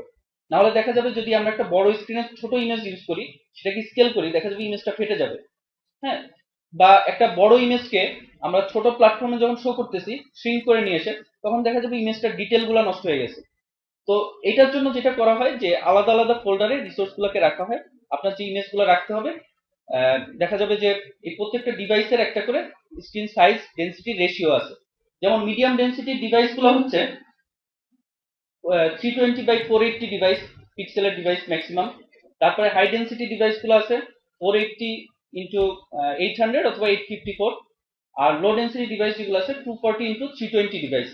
তো এই যে তিন ধরনের ডিভাইস, সেগুলাতে স্ক্রিন সাইজ অনুসারে আপনি ইমেজগুলো স্কেলিং করে বিভিন্ন মাপের ইমেজ তৈরি করে আলাদা আলাদা ফোল্ডারে একই নাম দিয়ে, আমরা বুঝতেছি একই নাম দিয়ে দিয়ে দিচ্ছি। হ্যাঁ, ফলে আপনার অ্যাপ্লিকেশন যখন যে ডিভাইসে চলতেছে, সে কি করতেছে, ওই ডিভাইসটাকে ডিটেক্ট করে তার ডেনসিটি বা কোন ডেনসিটি ডিভাইস সেটা ডিটেক্ট করে সে কারেসপন্ডিং যে ড্রয়েবল ফোল্ডার আছে সেখান থেকে ইমেজটা নিয়ে নেবে। তো নেক্সট যেটা আমরা দেখি লেআউট। লেআউটের মধ্যে আমরা দেখতেছি একটা এক্সএমএল ফাইল আছে যেটার নাম হচ্ছে main.xml।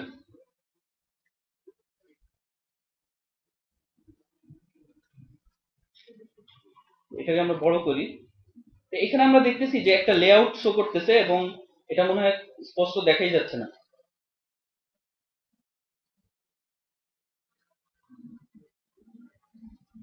আচ্ছা,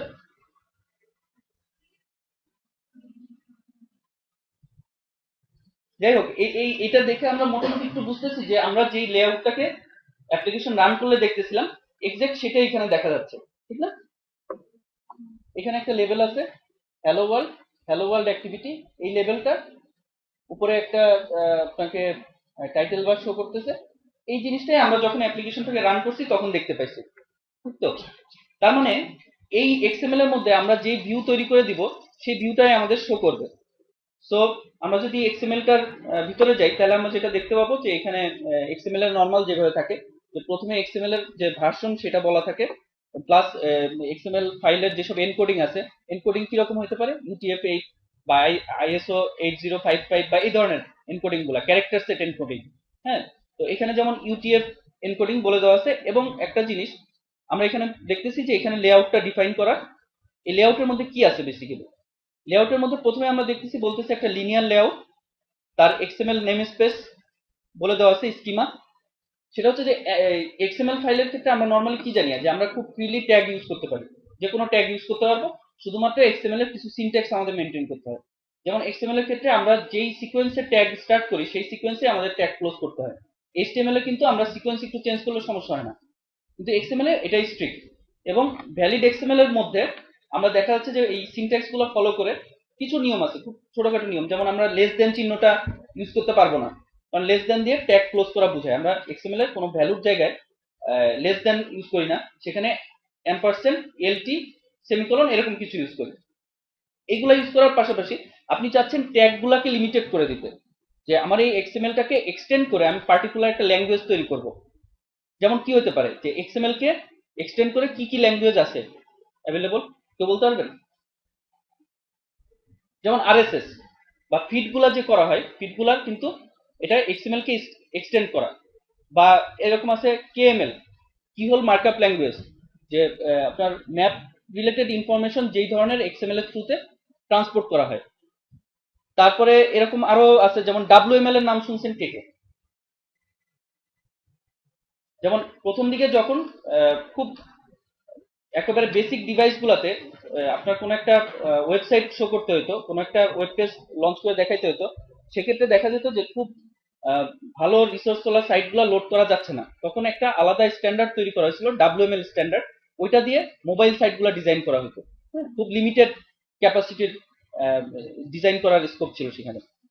তো তো এইখানে আমাদের ভিউ গুলাকে আমরা ডিজাইন করবো হচ্ছে এক্সএমএল দিয়ে, এবং সেখানে আমরা নেম স্পেস ডিফাইন করে দিব যে এই নেম স্পেসের মধ্যে যেসব ট্যাগ শুধুমাত্র অ্যালাউড আছে সেই ট্যাগ গুলো আমরা এখানে লিখতে পারবো। আমরা যেমন তেমন ট্যাগ ভিউ এর মধ্যে লিখতে পারবো না, সেক্ষেত্রে এরর শো করবে। আচ্ছা, আমি একটা জিনিস জাস্ট একটু বলতে চাচ্ছি যে আমরা একটা স্ট্যান্ডার্ড চালু করলে কিরকম হয়। যেমন যখন ক্লাস থেকে কেউ চলে যাব, সেশন থেকে চলে যাব, যাওয়ার আগে একটু বলে যাবো ঠিক কি কারণে চলে যাচ্ছি, ঠিক আছে? জাস্ট কিছু না, জাস্ট বলে যাও ভাই এই সমস্যা আমি চলে যাচ্ছি, আমার ভালো লাগতেছে না চলে যাচ্ছি, ঠিক আছে? তাহলে একটু ভালো লাগে আর কি, যে আমি অ্যাটলিস্ট জানি যে এক্সাক্ট কারণ কি যে চলে যাচ্ছে, ঠিক আছে? তো এটা এটা না করলে হবে, এটাও অপশনাল, ঠিক আছে। তো যাই হোক, আহ, এখানে আমরা দেখতেছি যে একটা লিনিয়ার লেআউট শো করা হচ্ছে, লিনিয়ার লেআউট আমরা অ্যাড করছি এবং সেটার আমরা লেআউটের উইডথ কত হবে, হাইট কত হবে, এইগুলাকে প্রপার্টি হিসেবে সেট করে দিচ্ছি। এই পার্টিকুলার প্রত্যেকটা প্রপার্টি নিয়ে আমরা কিছু কিছু কথা বলবো এবং বাকিটুকু আপনাদের এক্সপ্লোর করে নিতে হবে। আসলে যেটা করতে হয় সেটা হচ্ছে যে আপনাকে এটা নিয়ে একটু খেলতে হবে আর কি, কিছু জিনিসপত্র চেঞ্জ করতে হবে, চেঞ্জ করলে কি ইম্প্যাক্ট শো করে।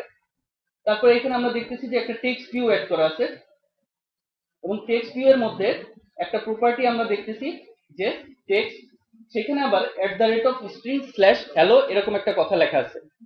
তো এই জিনিস কোথায় আছে, এই জিনিসটা বেসিক্যালি কি বোঝাচ্ছে? আমরা তো দেখতেছিলাম যে একটা লেভেল আছে, যে লেভেলটার মধ্যে লেখা আছে হ্যালো ওয়ার্ল্ড অ্যাক্টিভিটি, ঠিক আছে। কিন্তু আমরা এখানে দেখতেছি যে এখানে একটা টেক্সট ভিউ অ্যাড করা, তো এটা দেখে আমরা বুঝতেছি লেভেলকে অ্যান্ড্রয়েডে টেক্সট ভিউ বলে, ঠিক আছে।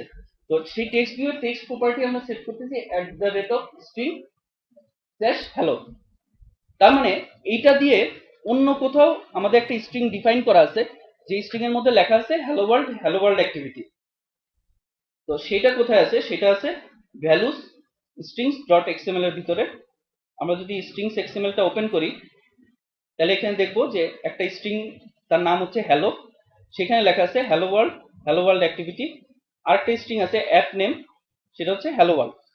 এরকম দুইটা স্ট্রিং এখানে ডিফাইন করা আছে এবং এই স্ট্রিং এর ভিতর আমি একটা কনস্ট্যান্ট ডিফাইন করে রাখছি। কনস্ট্যান্ট গুলো কিন্তু অ্যাপ্লিকেশনের এক ধরনের রিসোর্স, ঠিক আছে। তো এই রিসোর্সটাকে আমরা অ্যাক্সেস করার সময়, যেহেতু এটা একটা স্ট্রিং রিসোর্স, তাই সেটাকে অ্যাক্সেস করার সময় আমরা বলতেছি @string/hello, ঠিক আছে। এখন আমরা যদি এখানে একটা প্রপার্টি অ্যাড করি,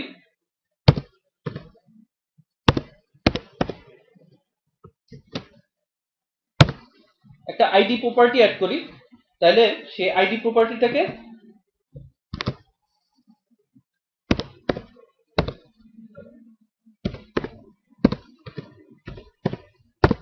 আমরা এখানে একটা আইডি প্রপার্টি অ্যাড করলাম এবং সেটা নাম দিলাম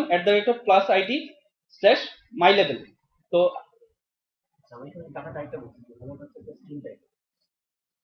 ডাটা টাইপ না, অ্যাকচুয়ালি হচ্ছে যে আমাদের এই কনস্ট্যান্টটা ডিফাইন করা আছে স্ট্রিং রিসোর্সের ভিতরে।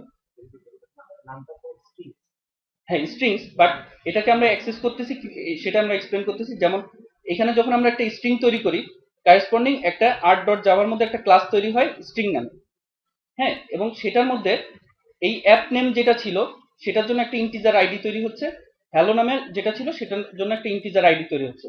এই আইডি গুলা দিয়ে রিসোর্স গুলাকে অ্যাক্সেস করা হয় এবং এই আইডি গুলার এগেনস্টে রিসোর্স বান্ডলে সে অ্যাক্সেস করতে পারে বিভিন্ন ইয়েকে। হ্যাঁ, এটা অটোমেটিক্যালি, টোটালটা অটোমেটিক্যালি হচ্ছে, ফলে এই কারণে art.java-কে আমাদের মডিফাই করতে নিষেধ করা হচ্ছে। হ্যাঁ, যখনই আমরা বিল্ড দিব, কোন একটা প্রজেক্টটা যখন বিল্ড করব, ক্লিন করে বিল্ড করব, তখনই এই প্রত্যেকটা জিনিস নতুন করে তৈরি হয়। না, অন্য কোথাও থাকতে পারতো, তবে সেটা রিসোর্সের মধ্যে হতে হবে। হ্যাঁ, রিসোর্সের মধ্যে হলে কি হবে, তার জন্য যেমন আমাদের ড্রয়েবল ফোল্ডার আছে, ড্রয়েবলের জন্য কিন্তু এখানে একটা ইনার ক্লাস তৈরি হয়েছে, art.java যে ক্লাসটা আছে ফাইনাল ক্লাস, হ্যাঁ, সেটার মধ্যে একটা ইনার ক্লাস তৈরি হয়েছে ড্রয়েবল নামে। এবং ড্রয়েবলের মধ্যে আইসি লঞ্চার যে রিসোর্সটা আছে তার জন্য একটা আইডি তৈরি হয়েছে। একটু আগে আমরা যেটা করলাম, এখানে min.xml এর মধ্যে আইডি নামে একটা প্রপার্টি সেট করলাম, সেটাতে আমরা বললাম @+id/myLevel। তো এখানে আবার @এর পরে আবার আমরা প্লাস আইডি দিচ্ছি। এটার কারণ হচ্ছে যে আমরা যখনই কোনো নতুন আইডি অ্যাড করা লাগবে, তখনই বেসিক্যালি সিনট্যাক্সটা এমন যে সেখানে আমরা যদি এখানে যাই art.java-য়, তাহলে দেখা যাবে যে পাশাপাশি দুইটার মধ্যে এক করে ডিফারেন্স আইডি গুলা জেনারেট করার সময়। এবং প্রত্যেকটা অ্যাপ্লিকেশনের মধ্যে দেখবেন যে এই আইডি গুলার একটা সিকোয়েন্স অ্যাড্রেস মানে লিমিট আছে। যেমন হচ্ছে ড্রয়েবল গুলার জন্য একটা লিমিট এখানে 2 দিয়ে শুরু হচ্ছে, দেন আইডি গুলার জন্য 5 দিয়ে, এরকম করে সে একটা নিজের মধ্যে একটা স্পেস তৈরি করে নিচ্ছে যে আমার কতগুলা হাইয়েস্ট আইডি ক্রিয়েট করতে পারবো, কতগুলা হাইয়েস্ট কি বলা যায় এই ড্রয়েবল ইমেজ এখানে রাখতে পারবো। আচ্ছা, এটা হচ্ছে কারণ হচ্ছে আমরা এখানে মেইন এক্সএমএল এর ভিতরে @+id দিয়ে myLevel ক্রিয়েট করলাম। হ্যাঁ, এটা আমরা ক্রিয়েট করার সাথে সাথে এখানে অ্যাড করার সাথে সাথে এখানে art.java-র মধ্যে সে এটা ক্রিয়েট করে নিছে এবং সেখানে আমরা এখন @+id দিয়ে যেসব ভিউ এর নাম দিব, যে এগুলা থ্রুতে আমরা অ্যাক্সেস করব, বেসিক্যালি এই আইডি থ্রুতে আমরা অ্যাক্সেস করব, ঠিক আছে। তো এটাই আমরা একটু পরে দেখবো। এখন যেটা যে আমরা একটা জিনিস খেয়াল করি, তার মানে এখানে যত আমাদের ভিউতে আমরা যত নতুন নতুন জিনিস অ্যাড করব, সেগুলো আমরা কিছু আইডি দিব এখান থেকে বুঝতেছি, এবং সেই আইডি গুলো চলে আসবে আট ডট জাভার মধ্যে। শুধুমাত্র যেগুলা ভিউকে আমার অ্যাক্সেস করা দরকার, যেগুলা ভিউকে আমি চেঞ্জ করতে পারি, বা যেগুলা ভিউয়ের থেকে আমি ডাটা নিতে পারি, সেগুলোর জন্য আইডি দিলে আমাদের চলবে। যেগুলো আমরা কোনো কাজে ইউজ করব না, হ্যাঁ, বা অ্যাক্সেস করা দরকার হবে না, শুধু ডেকোরেশনের পারপাজে কোনো ভিউ যদি আমরা ইউজ করি, তার আইডি না হলেও দেখা যাচ্ছে যে চলবে আমাদের। তো এখন এখানে একটা জিনিস খেয়াল করি, আট ডট জাভাটার মধ্যে আমরা দেখতেছি যে স্ট্রিংস এক্সএমএল এর জিনিসপত্রগুলোর আইডিও চলে আসতেছে, অর্থাৎ যত রিসোর্স আছে, রিসোর্স বান্ডলে যা যা থাকবে এই সব কিছু আট ডট জাভার মধ্যে চলে আসবে। এখন একটা জিনিস খেয়াল করেন, আর ক্লাসটাকে বলা হচ্ছে ফাইনাল। একটা ক্লাস যখন ফাইনাল হয় তখন কি হয়, তখন আমরা ওই ক্লাসটাকে আর এক্সটেন্ড করতে পারি না, ঠিক না? আচ্ছা, তার মানে আর ক্লাসটাকে আমরা এক্সটেন্ড করতে পারবো না। তো এই আর ক্লাসের ভিতরে আমরা দেখতেছি আরো কতগুলা স্ট্যাটিক ফাইনাল ক্লাস তৈরি হচ্ছে। তো এগুলাকে স্ট্যাটিক ফাইনাল ক্লাস কেন ডিফাইন করা হচ্ছে? স্ট্যাটিক কেন ডিফাইন করতেছি আমরা? রাইট, কারণ হচ্ছে আমরা আর ক্লাসটার কোনো ইনস্ট্যান্স ক্রিয়েট করব না। হ্যাঁ, আর ক্লাসটাকে আমরা শুধু কিছু ভ্যালুর জন্য যেহেতু আমাদের প্রয়োজন, আর থেকে আমরা কিছু স্ট্যাটিক ভ্যালু যেহেতু নিব, সো আমাদের এটাকে ইনস্ট্যান্সিয়েট করার প্রয়োজন নাই। ফলে এই আর ক্লাসটাকে আমরা কোথায় ইউজ করতেছি? Hello world activity. এখানে যদি আমরা আসি, তাহলে আমরা এখানে দেখবো যে আমাদের অন ক্রিয়েট একটা মেথড আছে, যেটা আমরা অ্যাক্টিভিটির মেথড, সেটাকে আমাদের ক্লাস ডিফাইন করার সময় আমরা ওভাররাইড করে নিছি। বেসিক্যালি এটা ক্লিপস করে দিছে, বাট ফ্রিকোয়েন্টলি আমরা যখন স্ক্র্যাচ থেকে প্রজেক্ট ক্রিয়েট করব, তখন আমরা এভাবে নিজেরাই মানে ওভাররাইড করে নিব। এবং বেসিক্যালি অ্যাপ্লিকেশনের লাইফ সাইকেল মেনটেন করার জন্য দেখা যাবে যে আমাদের অনেকগুলা মেথডই এভাবে ওভাররাইড করে নিতে হচ্ছে। তো এখানে আপাতত কিছু না বুঝে আমরা যেটা বুঝতেছি যে অ্যাপ্লিকেশন যখন স্টার্ট হচ্ছে বা ক্রিয়েট হচ্ছে, তখন এই মেথডটা কল হচ্ছে অটোমেটিক। ঠিক আছে, যেহেতু মেথডটার নাম অন ক্রিয়েট এবং অ্যাপ্লিকেশন লঞ্চ হওয়ার সাথে সাথে আমাদের একটা ভিউ শো করছে, তো আমরা ধরে নিচ্ছি এটা একটা কলব্যাক মেথডের মতো, যে সে অটোমেটিক মেথডটা কল হয় যখনই এমন একটা স্টেট তৈরি হয় যে অন ক্রিয়েট, যখনই অ্যাক্টিভিটি ক্রিয়েট হচ্ছে তখন অন ক্রিয়েট মেথডটা কল হবে। সিমিলার কিছু মেথড আমরা আরো দেখতে পাবো, যেমন আমরা যদি লিখি অন স্টার্ট, এখানে একটা মেথড আমরা দেখতেছি অন স্টার্ট, মানে অ্যাক্টিভিটি স্টার্ট হওয়ার সময় এই মেথডটা অটোমেটিক কল হবে। এই ধরনের কিছু মেথড আছে যেটা আমরা অ্যাক্টিভিটি লাইফ সাইকেল নিয়ে ডিসকাস করার সময় দেখব। তো এই মেথডের মধ্যে আমরা দুইটা লাইনের কোড দেখতেছি, একটা হচ্ছে super on create save instance state. হ্যাঁ, এই সে সুপার ক্লাসের অন ক্রিয়েট মেথডটাকে কল করতেছে, হয়তো তার বেসিক কিছু কাজকর্ম করা লাগে। হ্যাঁ, যখনই সে অন ক্রিয়েট কল হচ্ছে, সাথে সাথে সে সুপার ক্লাসের অন ক্রিয়েটকেও কল করে। নেক্সট যেটা করা হচ্ছে, এটা দেখে আমরা বুঝতেছি সেট কন্টেন্ট ভিউ। হ্যাঁ, মানে সে হচ্ছে একটা ভিউ সেট করতেছে, জাভা কোডের মধ্যে আপনার ভিউটাকে সেট করে দিচ্ছে। এবং ভিউটা কোথায় ডিফাইন করা ছিল? মেইন ডট এক্সএমএল এর ভিতরে। সেই মেইন ডট এক্সএমএল এর ভিউটাকে আমরা অ্যাক্সেস করতেছি কিভাবে? আর যেহেতু আর একটা কি R dot layout dot main, যেহেতু মেইন ছিল কি একটা স্ট্যাটিক ভেরিয়েবল ছিল, এই যে মেইন, সেটা ছিল লেআউট ক্লাসের মধ্যে। হ্যাঁ, তো R dot layout dot main, এটা দিয়ে আমরা পাচ্ছি কি একটা ইন্টিজার আইডি পাচ্ছি। এবং আমরা যদি খেয়াল করি তাহলে দেখবো যে সেট কন্টেন্ট ভিউ এর প্যারামিটারটা হচ্ছে ইন্টিজার টাইপের। তো সে এই আইডি দিয়ে বুঝতে পারে যে আমাকে এখন অমুক লেআউট এক্সএমএল যেটা, সেটাকে লোড করতে হবে। তখন অ্যান্ড্রয়েডের যে সারফেস ম্যানেজার বা যেই পার্টিকুলার অ্যাক্টিভিটি ম্যানেজার যেগুলো আছে, তারা কি করে, এই এই মেথডের থ্রুতে, সেট কন্টেন্ট ভিউ মেথডের থ্রুতে আমরা তাদেরকে দিয়ে কি করাচ্ছি, স্ক্রিনে ওই এক্সএমএলটাকে রেন্ডার করে শো করতেছি। ঠিক আছে, এখন আমরা চাচ্ছি যে এখন যে একটা লেভেল ছিল, টেক্সট ভিউ ছিল, সেটাকে আমরা অ্যাক্সেস করতে যাচ্ছি। হ্যাঁ, আমরা এরকম আসলে বেসিক্যালি খুব ধীরে ধীরে স্টেপ বাই স্টেপ আমরা দেখবো যে আজকে দিনের শেষে একটা অ্যাপ্লিকেশন, আমরা ছোট একটা অ্যাপ্লিকেশন যেখানে কিছু ইনপুট দেওয়া যাচ্ছে, কিছু আউটপুট দেখা যাচ্ছে, এই ধরনের একটা কাজ করব। তো এখানে আমরা যেটা করব, আমাদের একটা টেক্সট ভিউ দিয়ে, যেহেতু ভিউতে আমরা একটা টেক্সট ভিউ অ্যাড করছি, ওই টেক্সট ভিউতে আমাদের ইচ্ছা মতো কিছু ডাটা আমরা সেখানে শো করব। তো সেটার জন্য আমাদের যেটা লাগবে, টেক্সট ভিউ এর একটা ইনস্ট্যান্স আমাদের লাগবে, যেহেতু এক্সএমএল এর মধ্যে আমরা একটা ভিউ ডিফাইন করছি। আচ্ছা,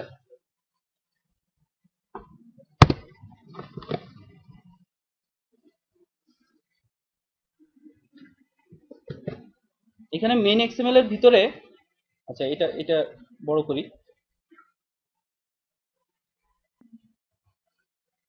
প্যারালাল একটা জাভা অবজেক্ট লাগবে, যেটার প্রপার্টিগুলা আর এক্সএমএল এর মধ্যে টেক্সট ভিউয়ের যে প্রপার্টিগুলো আমরা পাচ্ছিলাম, এগুলা বেসিক্যালি একটা ম্যাপিং আছে। যতগুলা প্রপার্টি আমাদের এখানে টেক্সট ভিউয়ের জন্য আমরা পাচ্ছি, এবং সেই প্রপার্টিগুলোর লিস্টও আমরা দেখতে পারবো বেসিক্যালি উইন্ডো শো ভিউ।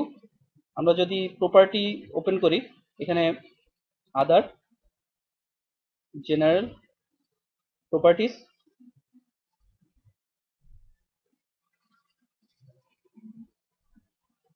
এটা ওপেন করে আমরা যদি ইয়া থেকে ভিউ থেকে এখানে গ্রাফিক্যাল ভিউ, আসলে এক্সএমএলটা দুইটা ভিউ আছে, একটা হচ্ছে গ্রাফিক্যাল ভিউ লেআউট, একটা হচ্ছে একদম এক্সএমএল লেআউট। সো আমরা এখানে সিলেক্ট করছি টেক্সট ভিউটার, সাথে সাথে আমরা দেখতেছি আমাদের প্রপার্টি উইন্ডোর মধ্যে অ্যাভেলেবল টেক্সট ভিউয়ের জন্য সব প্রপার্টি যেগুলি অ্যাভেলেবল আছে সেগুলি শো করতেছে। যে প্রপার্টিগুলো আমাদের এক্সএমএল এ অ্যাড আমরা ইউজ করছি, যেমন আইডি প্রপার্টি, সেটা এখানে শো করতেছে।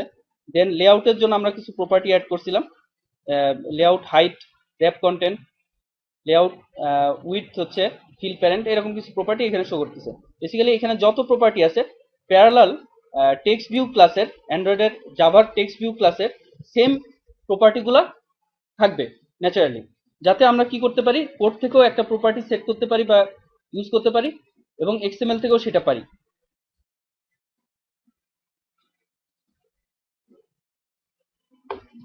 সো এখানে আমরা একটা টেক্সট ভিউ অবজেক্ট তৈরি করতেছি, আমরা এটার নাম দিচ্ছি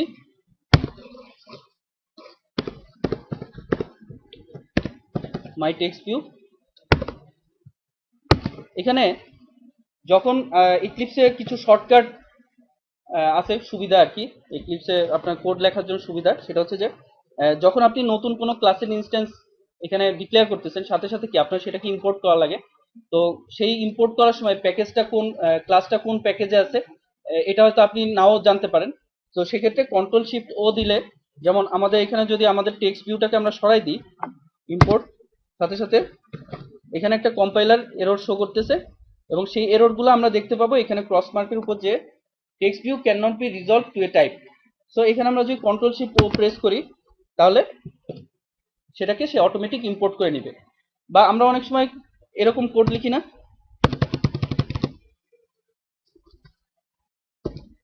এই যে এরকম নানান রকম কোড লিখি না, এবং যে কোডগুলো দেখে অন্যরা আসলে কিছু বুঝতে পারে না, হ্যাঁ, ফলে টিমের ভিতরে এটা নিয়ে মারামারিও শুরু হয়ে যায় অনেক সময়।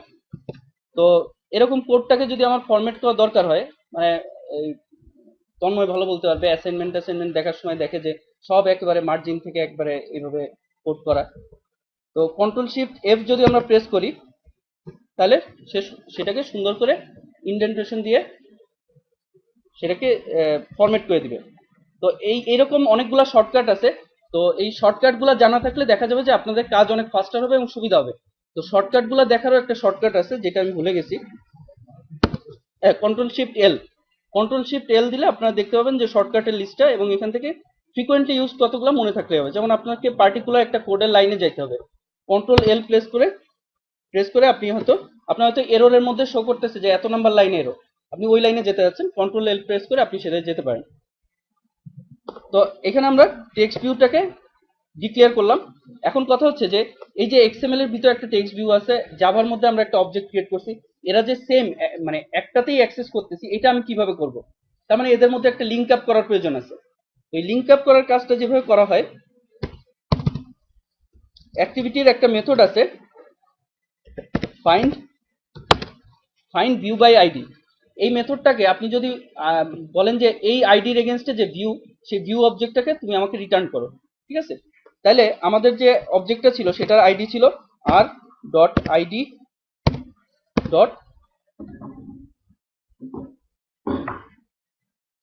Dot my level. এখন সে কি করতেছে, find view by ID basically একটা ভিউ রিটার্ন করতেছে। তো আমরা জানি যে ভিউটা হচ্ছে একটা টেক্সট ভিউ, বা আমরা একটা টেক্সট ভিউতে সেটাকে অ্যাসাইন করব। সো ভিউ যেহেতু টেক্সট ভিউ এর সুপার ক্লাস, ন্যাচারালি সেটাকে অ্যাসাইন করার সময় আমাকে টাইপ কাস্ট করতে হবে।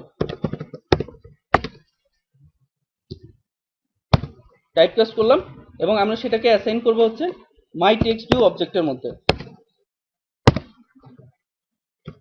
তো এখানে আমরা মাই টেক্সট ভিউ এর ইনস্ট্যান্সে অ্যাসাইন করলাম একটা ভিউ, এবং সেই ভিউটাকে অ্যাসাইন করার সময় আমরা টাইপ কাস্ট করে দিলাম। সো মাই টেক্সট ভিউতে যদি আমার এখন কোন একটা টেক্সট সেট করতে চাই, সেট টেক্সট, এবং এখানে আমরা একটা যে কোনো টেক্সট আমরা শো করতেছি।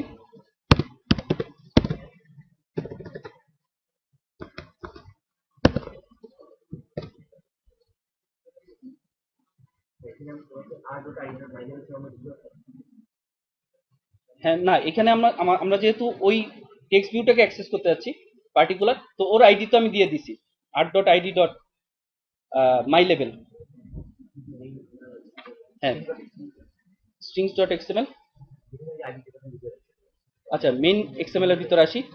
এখানে আমরা কি করছি, এখানে আইডিটা বলে দিছি, কিন্তু এই হ্যাঁ টেক্সট ভিউটার আইডি আমরা এখানে বলে দিচ্ছি, এবং এই ভিউটাকে আমরা অ্যাক্সেস করতেছি হচ্ছে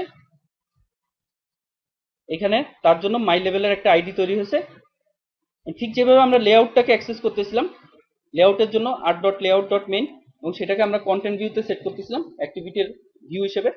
তারপরে আমরা টেক্সট ভিউটাকে ইনিশিয়ালাইজ করা বলা যাইতে পারে একে। টেক্সট ভিউটাকে ইনিশিয়ালাইজ করলাম কিভাবে, এক্সএমএল এর যে আইডিটা দিছিলাম সেই আইডি দিয়ে ওই অবজেক্টটাকে আমরা রিট্রিভ করে নিয়ে আসছি, নিয়ে এসে সেই ভিউটাকে অ্যাসাইন করছি। ভিউটাকে অ্যাসাইন করার সময় টাইপ কাস্ট করে নিলাম, এবং সেখানে আমরা চাইলে এখন বিভিন্ন টেক্সট সেট করতে পারবো বা বিভিন্ন প্রপার্টি চেঞ্জ করতে পারবো। তো এখন জি, হ্যাঁ, কোনটা? আচ্ছা, হ্যাঁ, আইডিটা ছিল কিওয়ার্ড @+id। @+ দেওয়ার একটা কারণ, যেটা এটা প্ল্যাটফর্ম হ্যান্ডেল করে, সেটা হচ্ছে যে আপনি এরপর পরপর যতগুলো আইডি ক্রিয়েট করবেন, সে ইনক্রিমেন্টাল ভাবে ইন্টিজার ভ্যালু দিয়ে এই আইডি গুলাকে জেনারেট করবে।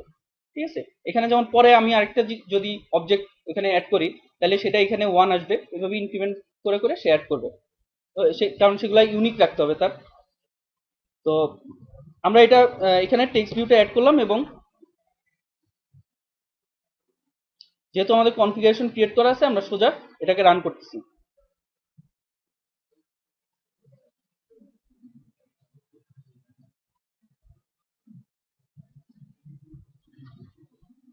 সো এখন আমরা দেখতেছি যে এখানে স্ট্রিং যেটা আসতেছে সেটার মধ্যে লেখা আছে যে আমরা যে কথাটা লিখলাম ইট ওয়ার্কস, এটা শো করতেছে।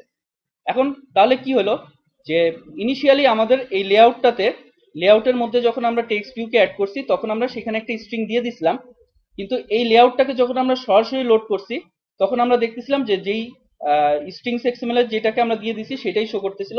পরবর্তীতে সেটাকে লোড করার পরে, লেআউটটা লোড করার পরে আমরা টেক্সট ভিউটাকে অ্যাক্সেস করে তার টেক্সট চেঞ্জ করে দিচ্ছি। ঠিক আছে, এবং সেই অনুযায়ী আউটপুট দেখতে পাচ্ছি। ন্যাচারালি এটাই হওয়ার কথা ছিল। এখন কথা হচ্ছে যে খুব সিম্পল একটা জিনিস, হ্যাঁ, যে একটা লেভেলের মধ্যে আমি একটা টেক্সট দেখাবো যেটা অলরেডি করে দেওয়া ছিল, এটা নিয়ে এত কথা বলার কারণ কি? ঠিক আছে, এটা তো বেসিক্যালি একটা 2 মিনিটের ব্যাপার, কিন্তু এটা নিয়ে আমরা কথা বললাম এই কারণে যে বেসিক্যালি ভিউগুলোকে অ্যাক্সেস করার যে মডেল, এটা আমাদের একটু বোঝা দরকার।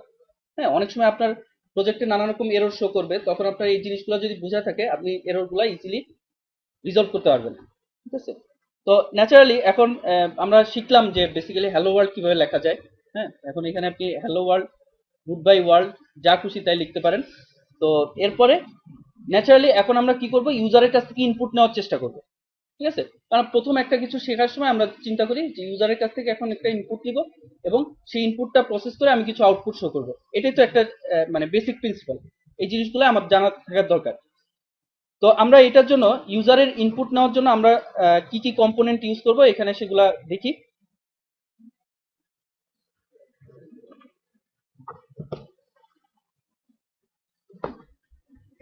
আচ্ছা, তো এখানে আমাদের একটা লেভেল আছে।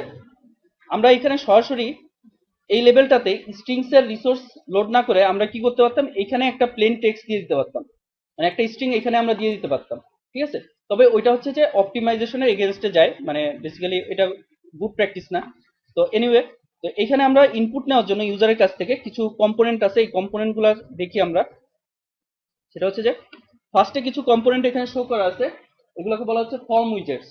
আমরা যখন বিভিন্ন রকম ফর্ম ডিজাইন করি, তখন কি কি ধরনের উইজেট আমরা ইউজ করতে পারি। তো যেমন এখানে বিভিন্ন রকম লেভেল আছে, লেভেলগুলোর কিছু টেমপ্লেটও দিয়ে দেওয়া আছে। যেমন টেক্সট যদি আমি চাই লার্জ টেক্সট, মিডিয়াম টেক্সট, হ্যাঁ, এগুলা থিম স্টাইল, এগুলা কিছু কিছু প্রিডিফাইন্ড আছে।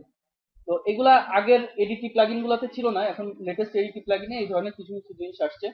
তারপর আমরা দেখতেছি বাটন, এখানে দেখতেছি একটা অন অফ সুইচ, একটা টগল বাটন, বা এরকম চেক বক্স, রেডিও বাটন, এই ধরনের জিনিসপত্র যেগুলো থাকে ন্যাচারালি, রেটিং বার। তো এগুলোর বাইরে টেক্সট ফিল্ড গুলো যদি আমরা দেখি, বিভিন্ন রকম টেক্সট ফিল্ড এখানে উইজেট হিসেবে আপনার দেওয়া আছে। যেমন আপনি প্লেন টেক্সট ইনপুট নিতে পারেন, ফার্স্ট নেম লাস্ট নেম এই ফরম্যাটে ইনপুট নিতে পারেন, যে প্রথম একটা শব্দ লেখার পর সেকেন্ড স্পেস দিয়ে সেকেন্ড শব্দ লেখার সময় সে অটোমেটিক সেকেন্ড ওয়ার্ডের প্রথম ক্যারেক্টারটাকে ক্যাপিটাল করে নিবে। হ্যাঁ, এই জিনিসপত্রগুলো একদম করে দেওয়া আছে। আপনি পাসওয়ার্ড ইনপুট নেবেন, তারপরে ইমেল ইনপুট নেবেন। তো এই ইনপুটের জিনিসগুলো আলাদা করা হয়েছে কেন, যেমন ফোন নাম্বার ইনপুট নেওয়ার জন্য আলাদা, অ্যাড্রেস ইনপুট নেওয়ার জন্য আলাদা, তারপর টাইম স্ট্যাম্প বা যে কোনো সংখ্যা ইনপুট নেওয়ার জন্য আলাদা। এটা আলাদা করার কারণ কি? হ্যাঁ, রাইট। অন্য, যেমন আমি যখন একটা নাম্বার ইনপুট নিব, হ্যাঁ, পরবর্তীতে ওই নাম্বারটাকে আমার হয়তো পার্স করে নিতে হবে। আর আমি যখন ইনপুট দিচ্ছি তখন তো স্ট্রিং ইনপুট দিচ্ছি। তো ওই নাম্বারটা ধরেন আপনি কোনো ক্যালকুলেশনে ইউজ করবেন, তখন আপনি কি করবেন, সেই নাম্বারটাকে পার্স করে নিতে হবে। এখন যদি সেখানে অন্য ক্যারেক্টার থাকে, নন নিউমেরিক ক্যারেক্টার থাকে, তো কি হবে, যে আপনার একটা নাম্বার ফরম্যাট এক্সেপশন বা এরকম কিছু জেনারেট করবে। ঠিক আছে? তো ওইটাকে আমরা খুব ইজিলি অ্যাভয়েড করতে পারি যদি আমরা ইনপুটের অপশনই দিয়ে দিই শুধু নাম্বার। সেক্ষেত্রে যে কিবোর্ডটা তাকে শো করবে, আমরা দেখবো কিবোর্ডটা শো করার সময় সেখানে সে নাম্বার ছাড়া কিছু শো করবে না। তো এখানে আমরা একটা ছোট একটা অ্যাপ্লিকেশন লিখবো, যেটা কি করবে, আমরা কোনো একটা সার্কেলের রেডিয়াস ইনপুট দিলে, বাটন প্রেস করে ক্যালকুলেট বাটনে প্রেস করলে সে কি করবে, সেই সার্কেলটার এরিয়া ক্যালকুলেশন করে শো করবে। তো আমরা এই যে যেই ভিউটা ছিল সেখানে একটা নিউমেরিক ডেসিমেল নাম্বার ইনপুট দেওয়ার একটা ভিউ অ্যাড করি। এটা ড্র্যাগ করে অ্যাড করার সাথে সাথে এখানে আমাদের একটা এডিট টেক্সট অ্যাড হয়েছে। তার মানে আমরা বুঝতেছি যে টেক্সট বক্সগুলোকে এখানে বলা হচ্ছে এডিট টেক্সট। অর্থাৎ আমরা যখন জাভা ক্লাসের মধ্যে এটাকে অ্যাক্সেস করতে যাব তখন একটা এডিট টেক্সটের অবজেক্ট ক্রিয়েট করব টেক্সট ভিউ এর মতো। হ্যাঁ, তারপরে সেখানে দেখেন এখানে বাই ডিফল্ট আইডি একটা জেনারেট করে দেওয়া হয়েছে, এটার একটা নাম দিই আমরা টিএক্সটি রেডিয়াস। রেডিয়াস স্পেলিং কি ঠিক আছে? ওকে। আচ্ছা, এখানে আমরা দুইটা প্রপার্টি আছে, একটা হচ্ছে layout with match parent, layout height rap content. আচ্ছা, তো লেআউট গুলির হাইট উইথ এগুলার ব্যাপারে কতগুলা জিনিস দেখলাম। কোথাও উইথ বলা আছে ফিল প্যারেন্ট, কোথাও বলা আছে র্যাপ কন্টেন্ট, হ্যাঁ, কোথাও ম্যাচ প্যারেন্ট, এগুলা দিয়ে কি বোঝাচ্ছে? ঠিক আছে, আমরা এগুলাতে ডিটেল আসবো, তার আগে শুধু বলে যাই যে যখন লেআউটের উইথ আমরা বলতেছি ফিল প্যারেন্ট, তো এর প্যারেন্ট কে, টেক্সট ভিউ এর প্যারেন্ট হচ্ছে লিনিয়ার লেআউট, তাই না? তার মানে টেক্সট ভিউটা তার উইথ নিবে হচ্ছে তার লিনিয়ার লেআউট, তার প্যারেন্ট যতটুকু জায়গা নিচ্ছে পুরাটাই। ঠিক আছে, তার প্যারেন্টকে সে ফিল করবে। আর হাইট হচ্ছে, আমরা যদি এখানে দেখি এই ভিউটাকে সিলেক্ট করলে সে পুরা হরাইজন্টালি পুরা স্পেসটা নিয়ে সিলেক্টেড হচ্ছে, আর ভার্টিক্যালি সে শুধু যতটুকু স্পেস সে কনজিউম করছে ততটুকু শো করতেছে। তার মানে ভার্টিক্যালি তার যে হাইট আমরা বলছি র্যাপ কন্টেন্ট, মানে তার কন্টেন্ট যতটুকু ততটুকু হাইটই নিবে। সো এখানে যদি আমরা একটু চেঞ্জ করি, যেমন টেক্সট ভিউটার র্যাপ কন্টেন্ট না দিয়ে আমরা যদি ফিল প্যারেন্ট করে দিই, কি হইতে পারে, পুরো স্ক্রিন জুড়ে টেক্সট ভিউটা নিয়ে নেবে। ফলে আমরা কি করছি, যে নিচে এডিট টেক্সট অ্যাড করছি সেটাকে দেখতে পাবো না, কারণ সেটা স্ক্রিনের বাইরে চলে গেছে। সো এখানে আমাদের র্যাপ কন্টেন্ট এটা রেখে দিচ্ছি। আচ্ছা, নেক্সট রেডিয়াস ইনপুট দেওয়ার জন্য যেটা, এটাও আমরা একইভাবে ফিল প্যারেন্ট রাখি। ম্যাচ প্যারেন্ট সে যেটা করে যে তার প্যারেন্টের যে ওই প্রপার্টিটা corresponding with property fill parent আছে, সো সে অটোমেটিক ফিল প্যারেন্ট দিবে, সে প্যারেন্টের সাথে ম্যাচ করবে। আর হাইটের জন্য আমরা র্যাপ কন্টেন্টই রাখতেছি। আর ইনপুট টাইপ বলেছি নাম্বার ডেসিমেল। আর রিকোয়েস্ট ফোকাস করতেছি, অর্থাৎ স্ক্রিনটা যখন ফার্স্ট লঞ্চ হবে তখন ফোকাসটা থাকবে হচ্ছে আমরা যে এডিট টেক্সটটা অ্যাড করলাম তার ভিতরে, এবং সেই ফোকাসটা এখানে একটা বার দিয়ে আপনাকে শো করতেছে। ওকে, সো এখন যদি আমরা অ্যাপ্লিকেশনটা রান করি,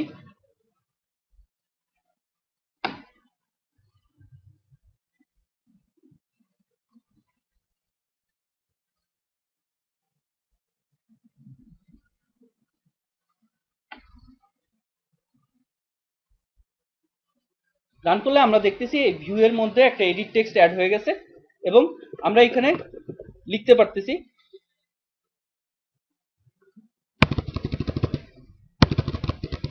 তো এখানে লেখার সময় এখানে ফোকাস আসলে প্রথমে একটা সফট কিবোর্ড লঞ্চ হবে। এই সফট কিবোর্ডের ভিতরে আমরা শুধু দেখতেছি নাম্বার ইনপুট দেওয়ার ব্যবস্থা রাখা হয়েছে, আর কিছু নাই।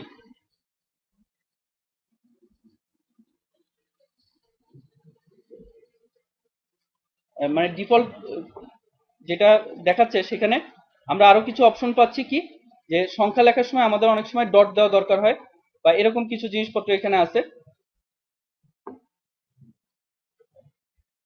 এখানে চাইনিজ দেখাচ্ছে কেন, এই প্রশ্নের উত্তর আমি এখন জানি না। ওকে, তো এখানে আমি শুধু সংখ্যা ইনপুট দিতে পারবো, কোনো ক্যারেক্টার ইনপুট দিতে পারবো না। তো এখন এটাকে এই যে এডিট টেক্সট আমরা অ্যাড করলাম সাথে সাথে ইনপুট দিতে পারতেছি। কোশ্চেন হতে পারে আমি তো জাভার মধ্যে কোনো কোড টোড অ্যাড করি নাই, তাহলে কেন ইনপুট দিতে পারতেছি? হ্যাঁ, তো এডিট টেক্সটের যে ইমপ্লিমেন্টেশনটা এভাবেই করা যে ইনপুট টাইপের যতগুলো আছে, যেমন আপনি একটা রেটিং বারের রেটিং করতে পারেন বা এই ধরনের একটা ইয়ে যদি থাকে, সে এরকম একটা প্রগ্রেস বার যেখানে আপনি বিভিন্ন ভ্যালু সেট করতে পারেন। এই যে ইনপুট দেওয়ার প্রসেসগুলো, এগুলো আমাদেরকে আমরা কি করি, এগুলো আসলে কি ধরনের ইউআই উইজেট? যেমন তিন ধরনের ইউআই উইজেট আছে, কিছু আছে অ্যাক্টিভ, কিছু আছে প্যাসিভ, আর কিছু আছে কি হাইব্রিড। হ্যাঁ, তো আমাদের মধ্যে এরকম আছে যে আমরা কি হয় যে কিছু মানুষ কোনো কিছু করার সুযোগ পেলে সাথে সাথে দৌড়াদৌড়ি শুরু করে, আর কিছু মানুষ আছে যে ওয়েট করে অন্যরা কবে করবে। হ্যাঁ, আর কিছু মানুষ আছে মিক্সড, যখন ভাব উঠে তখন দৌড়ায়, আবার মাঝে মাঝে একদম চুপচাপ।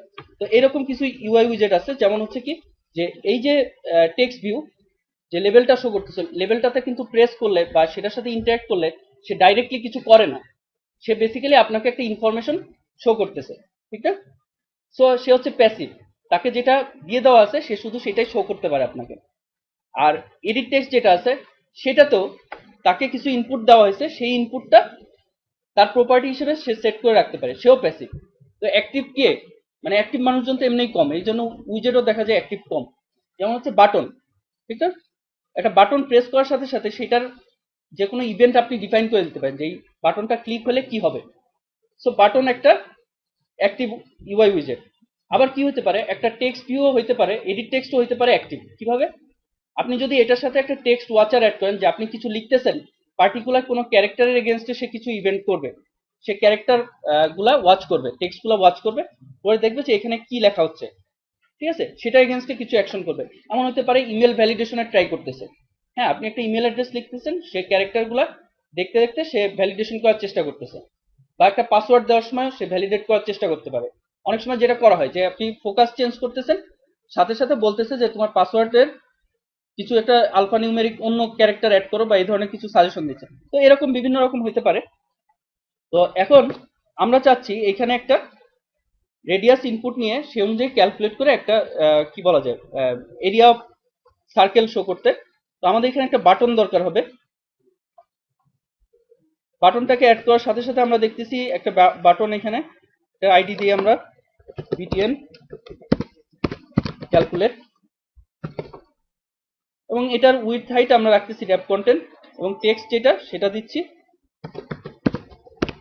Calculate area. তো এখানে এটা দেওয়ার সাথে সাথে দেখেন একটা আসছে যে i18n hard coded string calculate area should use @ string resources. i18n কি জিনিস? দুইটা জিনিস আছে, L10n একটা আছে i18n। i18n হচ্ছে ইন্টারন্যাশনালাইজেশন আর L10n হচ্ছে লোকালাইজেশন। ইন্টারন্যাশনালাইজেশন লিখতে 18 ক্যারেক্টার লাগে, তাই এটাকে লেখা হয় i18n, আর লোকালাইজেশন লিখতে 10 ক্যারেক্টার্স লাগে, তো এটাকে লেখা হয় L10n, ঠিক আছে? তো এটার কারণ হচ্ছে যে আমরা একটা অ্যাপ্লিকেশনকে বিভিন্ন কি করতে হতে পারে, বিভিন্ন লোকালের জন্য আমাদের লোকালাইজ করা লাগতে পারে। সো আমরা যদি এখানে একটা হার্ড কোডেড স্ট্রিং রাখি সেক্ষেত্রে সমস্যা হয়ে যায় না, আমাকে প্রত্যেকটা ল্যাঙ্গুয়েজ আমি সাপোর্ট দিতে পারতেছি না। তার বদলে যেটা করা হয় সেটা হচ্ছে স্ট্রিংস এক্সএমএল এর মধ্যে এই স্ট্রিংস ফাইলটাতে আমরা যদি সব লেভেলগুলো রেখে দিই, টেক্সটগুলো হার্ড কোডেড স্ট্রিংগুলো রেখে দিই, এবং অ্যারাবিকের জন্য স্ট্রিংস ড্যাশ এআর, হ্যাঁ, চাইনিজের জন্য স্ট্রিংস ড্যাশ সিএইচ এরকম করে যদি আমরা ক্রিয়েট করি তাইলে, এবং রান টাইমে যদি পার্টিকুলার যেই লোকাল সেট করা আছে সেই লোকালের স্ট্রিংস এক্সএমএলটা লোড করে অ্যাপ্লিকেশন, তাহলে কিন্তু সেক্ষেত্রে আমাদের অ্যাপ্লিকেশন লোকালাইজেশন বা ইন্টারন্যাশনালাইজেশন সাপোর্টটা আমরা দিতে পারতেছি, আমাদেরকে এটার জন্য এক্সট্রা কিছু করতে হচ্ছে না। ঠিক আছে, যে সিম্পলি আমরা যেটা করব, এখানে অনেক সুবিধা দেওয়া আছে, যেমন এটাকে যদি আমরা রাইট ক্লিক করে কুইক ফিক্স অপশনে যাই, তাহলে সে বলবে স্ট্রিংটাকে এক্সট্রাক্ট করে নিয়ে আসবে কিনা। আমরা স্ট্রিংটাকে এক্সট্রাক্ট করে নিয়ে আসি এবং সেটা একটা নাম দেই, r.string ক্যালকুলেট এরিয়া দিলাম।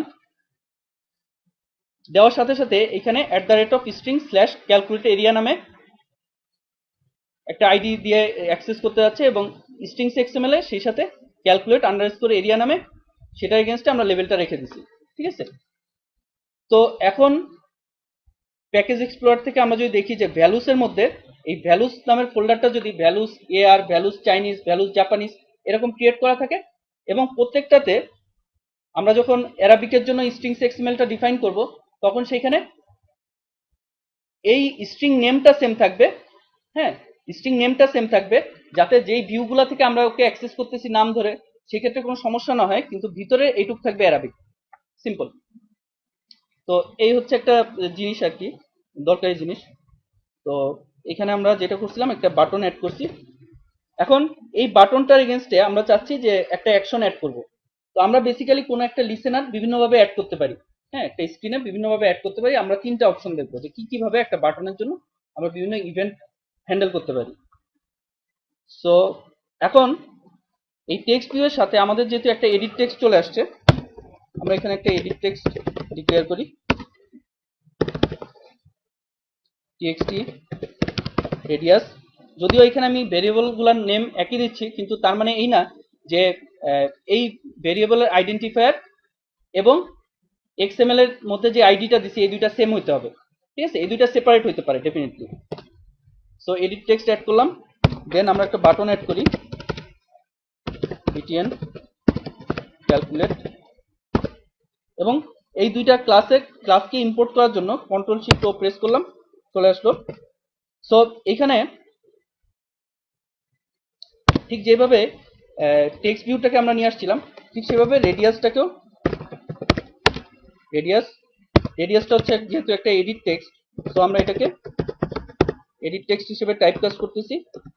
দেন ফাইন্ড ভিউ বাই আইডি হচ্ছে r.id ডট, আমরা যে আইডি গুলো দিছিলাম সেই অনুযায়ী txt রেডিয়াস এখান থেকে সিলেক্ট করে দিচ্ছি। এবং আমরা যদি খেয়াল করি, এই মেন এক্সএমএল এর মধ্যে যে txt রেডিয়াস ক্রিয়েট করছিলাম, তার জন্য r.java-তেও আমরা দেখতেছি আইডির মধ্যে আমাদের মাই লেভেলের পাশাপাশি txt রেডিয়াস, btn ক্যালকুলেট এগুলা অ্যাড হয়ে গেছে। ঠিক আছে, সো এখন btn ক্যালকুলেট,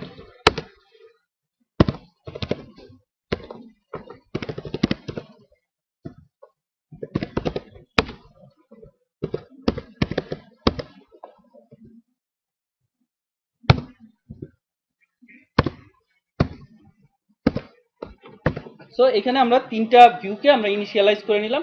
এখন আমরা চাচ্ছি যখন বাটন প্রেস হবে তখন ক্যালকুলেশনটা হবে। ঠিক আছে, তখন সে টেক্সট এডিট টেক্সটে যে ইনপুটটা দেওয়া হয়েছে সেই ইনপুটটা রিট্রিভ করে সে সেটাকে স্ট্রিংটাকে একটা নাম্বারে কনভার্ট করবে, এবং তারপর সেই নাম্বার দিয়ে ক্যালকুলেট করে সে একটা আউটপুট শো করবে। তার মানে এই বাটনটার এগেনস্টে আমার একটা লিসেনার অ্যাড করা দরকার। এটার জন্য আমরা যেটা করব, আমরা আমাদের কারেন্ট যে অ্যাক্টিভিটি ক্লাস আছে এটাকে ইমপ্লিমেন্ট করব, ইমপ্লিমেন্ট, এখানে একটা ক্লিক লিসেনার অ্যাড করার জন্য আমরা ইমপ্লিমেন্ট করব ইমপ্লিমেন্টস ক্লিক লিসেনার। এখন এই ক্লিক লিসেনার আবার দুইটা আছে, একটা হচ্ছে android.view ক্লিক লিসেনার, একটা হচ্ছে android.content.dialog ইন্টারফেস। হ্যাঁ, তার ভিতরে একটা অন ক্লিক লিসেনার আছে। তো যেহেতু আমরা ভিউ নিয়ে কাজ করতেছি এবং বাটনটা একটা ভিউ, সো আমরা android.view এই প্যাকেজের ক্লাসটা নিয়ে কাজ করব। যখন আমরা ডায়লগ নিয়ে কাজ করব সেক্ষেত্রে আমাদের উপরেরটা দরকার হবে। তো এটাকে আমরা অ্যাড করলাম, সাথে সাথে আমরা প্যাকেজের মধ্যে দেখতেছি Android view on click listener. তো আমরা যখন কোনো একটা ইন্টারফেসকে ইমপ্লিমেন্ট করি তখন কি করতে হয় আসলে, তখন ওই ইন্টারফেসের মধ্যে যে মেথডগুলি ডিফাইন করা আছে সেগুলোকে আমাদের ইমপ্লিমেন্ট করতে হয়। ইমপ্লিমেন্ট করা মানে সেই মেথডগুলোর বডি আমাদের ক্লাসটার মধ্যে অ্যাড করতে হয়।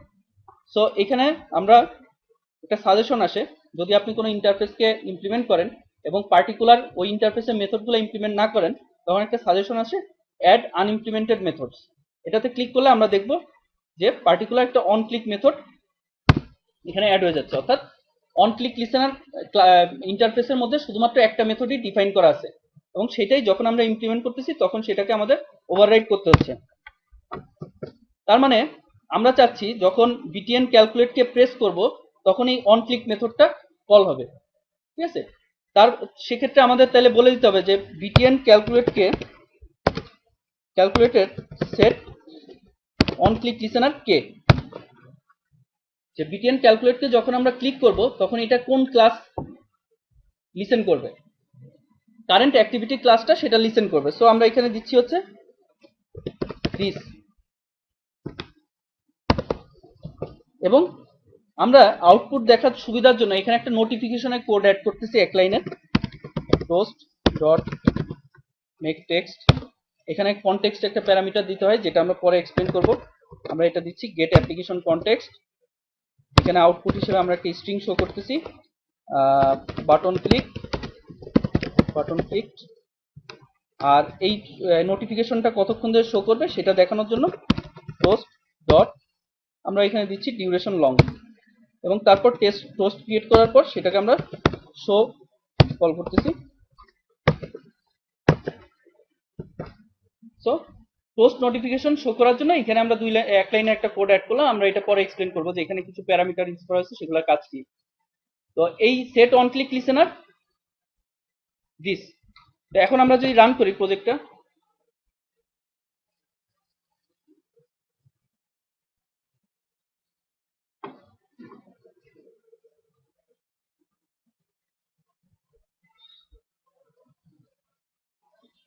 এখানে বাটন প্রেস করার সাথে সাথে আমরা দেখতেছি বাটন ক্লিক একটা নোটিফিকেশন শো করতেছে, মানে ট্রানজিয়েন্ট একটা নোটিফিকেশন আপনার শো করতেছে এবং এটা তারপর চলে যাচ্ছে।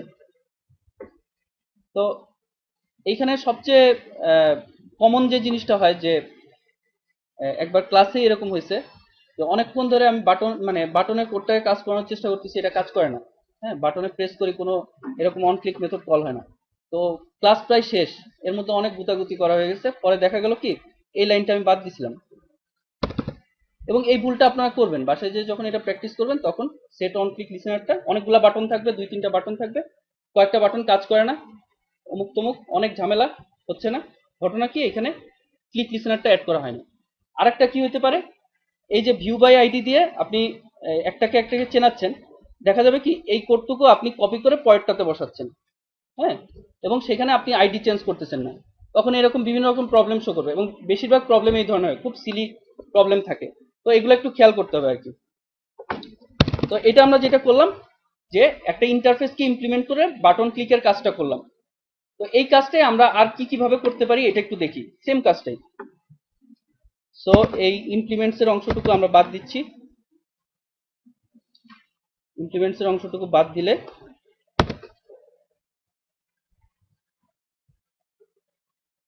জাস্ট আমরা আগের স্টেটে চলে আসলাম। হ্যাঁ, তো এখন এই যে বাটনটার লিসেনার যদি আমরা ইনলাইন একটা কি বলা যায় ক্লাসটাকে অন ক্লিক লিসেনারকে ইমপ্লিমেন্ট করতে চাই, আপনারা দেখবেন স্ট্যাক ওভারফ্লো বা আপনারা তো এরপরে কোড টোড সার্চ করতে হবে, তখন দেখবেন গুগল কোডে বা গিট হাবে অথবা আপনার ইয়াতে স্ট্যাক ওভারফ্লো বিভিন্ন কোড স্যাম্পলের ভিতরে লিসেনার অ্যাড করার কোডটা অনেকটা এরকম, সেট অন ক্লিক লিসেনার, এবং এর ভিতরেই লিসেনার অবজেক্টটাকে এর ভিতরেই ডিফাইন করা হচ্ছে new on click listener.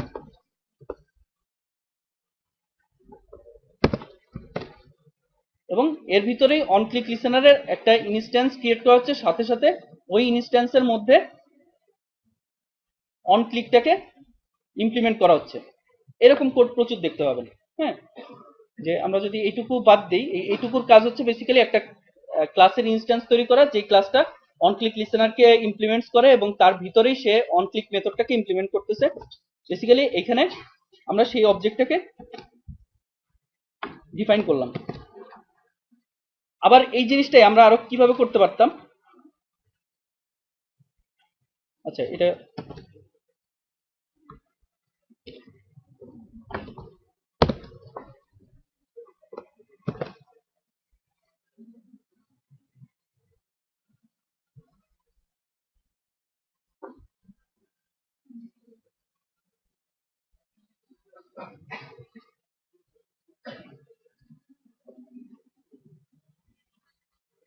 So এখানে আমরা লিসেনার হিসেবে যে ক্লাসটাকে আমরা ডিফাইন করতেছি সেটা এখানে পুরো ইমপ্লিমেন্ট করে ডিফাইন করা হচ্ছে। আবার এটাকে আমরা আরেকভাবে করতে পারতাম,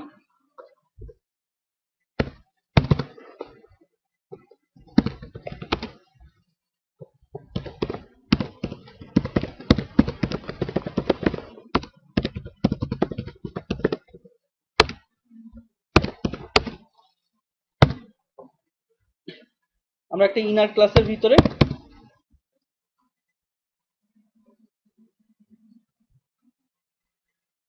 একটা ইনার ক্লাস ডিফাইন করতে পারতাম, যেটা ইমপ্লিমেন্ট করতেছে অন ক্লিক লিসেনারকে।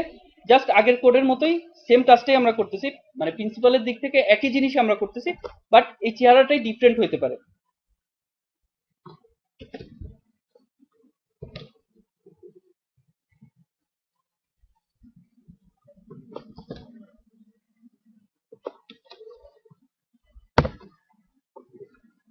এবং এখানে যখন আমরা অন ক্রিয়েট মেথডের মধ্যে এই ক্লাসের ইনস্ট্যান্সটাকে আমরা দেখাতে যাচ্ছি লিসেনার হিসেবে, সো এখানে ন্যাচারালি যেটা করতে হবে, new my own click listener, সেটা একটা ইনস্ট্যান্স দেওয়া লাগবে। That's it. সো এই তিন ভাবে, মানে তিন রকম ভাবে বেসিক্যালি একই জিনিস তিন রকম ভাবে দেখানোর একটা উদ্দেশ্য হচ্ছে যে আপনারা প্রচুর নেটে সার্চ দিয়ে কোড দেখবেন এবং কোডগুলো যেন অচেনা না লাগে বা কোনো কারণ, মানে আপনারা বোঝার চেষ্টা করবেন এই কোডটা কেন এইভাবে করা হয়েছে। ঠিক আছে, এটা হচ্ছে মেইন পয়েন্ট। তো এখন কথা হচ্ছে যে এই যে আমরা দেখলাম বিভিন্নভাবে জিনিসটা করা যায়, তো এইখানে আমরা কোন জিনিসটা ফলো করব, কোনটা বেটার মনে হয়? সেকেন্ডটা কেন, মানে সেকেন্ডটার কারণ কি, বা ফার্স্টেরটারই বা কারণ কি? ফার্স্টেরটা যে বলছেন সে একটা কারণ বলেন। রাইট, যেমন আমরা এক্সপ্লেন করি। যেমন প্রথমটা হচ্ছে যে যেটা আমরা প্রথমে ট্রাই করলাম, সেটা প্রথম সুবিধা হচ্ছে যে আমাদের অন ক্রিয়েট মেথডে এমন হতে পারে 20টা বাটন আছে আপনার।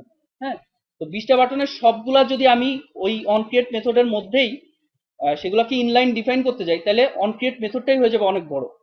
হ্যাঁ, তাহলে সেটা হবে হচ্ছে 1.1 বা 1.2 তে আমরা সি এর যে অ্যাসাইনমেন্টটা করি সেই বড় প্রজেক্টটা সেটার মতো। হ্যাঁ, একটা মেথডের মধ্যে 4-5 হাজার লাইনও হয়ে যায়।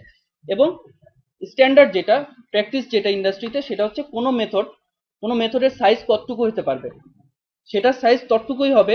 আমার স্ট্যান্ডার্ড ফন্ট সাইজ দিয়ে যেন কোনো স্ক্রলিং ছাড়া আমি মেথডটাকে দেখতে পাই,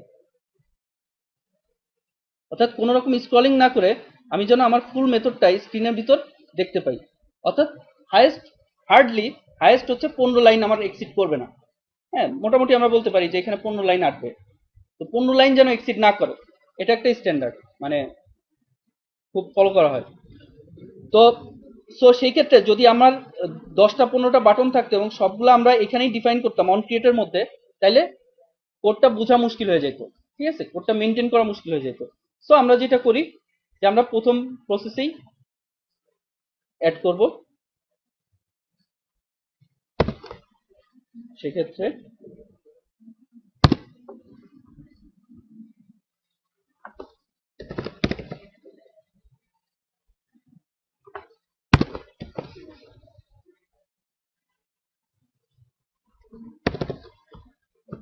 সেক্ষেত্রে আমাদের এরকম দাঁড়াচ্ছে।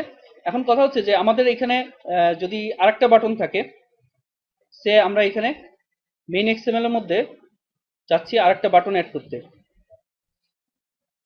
এই বাটনটার কাজ হবে পেরিমিটার ক্যালকুলেট করা। ঠিক আছে, তো এটার নাম আমরা দিচ্ছি বিটিএন ক্যালকুলেট, সরি পেরিমিটার, এবং তার লেভেল দিচ্ছি ক্যালকুলেট পেরিমিটার। ঠিক আছে, আবার এটা এটা একটা কুইক ফিক্স চাচ্ছে, আমরা দিয়ে দিই এটা।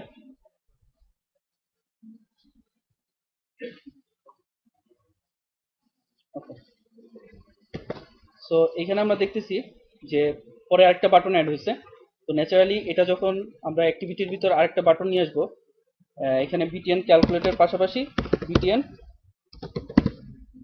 ক্যালকুলেট পেরিমিটার এরকম একটা বাটন আমরা এখানে ডিফাইন করতেছি, এবং সেটার জন্য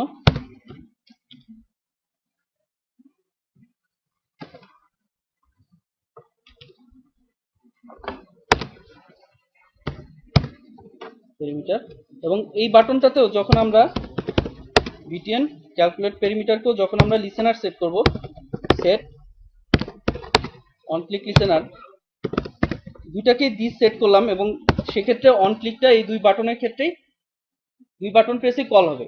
এই দুইটাকে আমরা মানে ডিফারেন্সিয়েট করবো কিভাবে, যে কোন বাটনটা প্রেস হয়েছে, যে কখন ক্যালকুলেট এরিয়া প্রেস হয়েছে বা কখন ক্যালকুলেট পেরিমিটার প্রেস হয়েছে। এটা ইয়ে করার জন্য আমরা যে প্রসেসটা করতে পারি সেটা হচ্ছে যে আমরা এখানে একটা সুইচ স্টেটমেন্ট লিখতে পারি, ঠিক আছে। যে সুইচের কি হবে হচ্ছে কি, এই ভিউ এর যখনই একটা অন ক্লিক মেথড কল হচ্ছে, সাথে সাথে কিছু জিনিসপত্র, মানে অন ক্লিক মেথড কল হচ্ছে না, বেসিক্যালি যখন একটা ক্লিক হচ্ছে তখন সাথে সাথে একটা ক্লিক ইভেন্ট জেনারেট হচ্ছে, যেই ইভেন্টটা ডিসপ্যাচ করার পরে ভিউটা রিড্র করা হয়। হ্যাঁ, লাইক আমরা যখন দেখি যে বাটনটাকে যখন প্রেস করতেছি একটু অরেঞ্জ কালার হয়ে যাচ্ছে, ছেড়ে দিলে আবার কালার চেঞ্জ হচ্ছে। তো স্ক্রিনের এই পোর্শনে কিছু ড্রয়িং এর কাজ হচ্ছে কিন্তু, ঠিক না? তো সাথে সাথে এই অন ক্লিক মেথড যখন আসতেছে মেথডে, তার প্যারামিটার হিসেবে পাচ্ছি কোন ভিউটাকে ক্লিক করা হয়েছে, সেই ভিউ এর রেফারেন্সটা পাচ্ছি। তো আমরা যদি ওই ভিউ এর আইডিটা নিয়ে কাজ করি, গেট আইডি, এবং সেখানে যদি আমরা চেক করি যে আইডিটা কি, ঠিক আছে, তো আর ডট আইডি ডট যদি হয় বিটিএন ক্যালকুলেট, তাহলে কাজটা আমরা এখানে করব।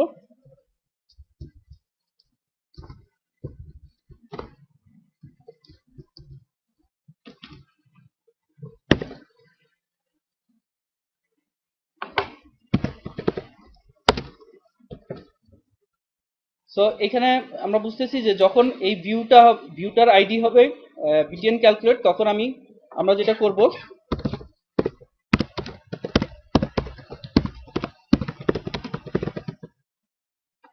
সরি, আমরা এখানে এরিয়া ক্যালকুলেট করব, আর যখন আইডি হবে ক্যালকুলেট পেরিমিটার,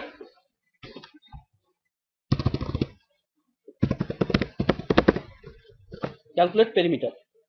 আচ্ছা, আপনারা কোড স্মেলের নাম শুনছেন? কোড স্মেল কথাটা শুনছেন কেউ?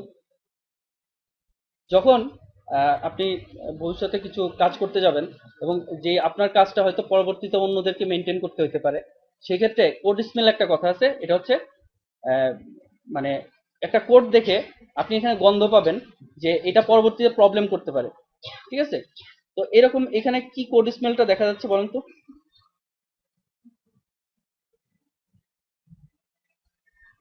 খুব ছোট একটা কোডের পোর্শনে আমরা এখান থেকে মানে একটা গন্ধ পাচ্ছি যে এটা ভবিষ্যতে একটা সমস্যা করবে।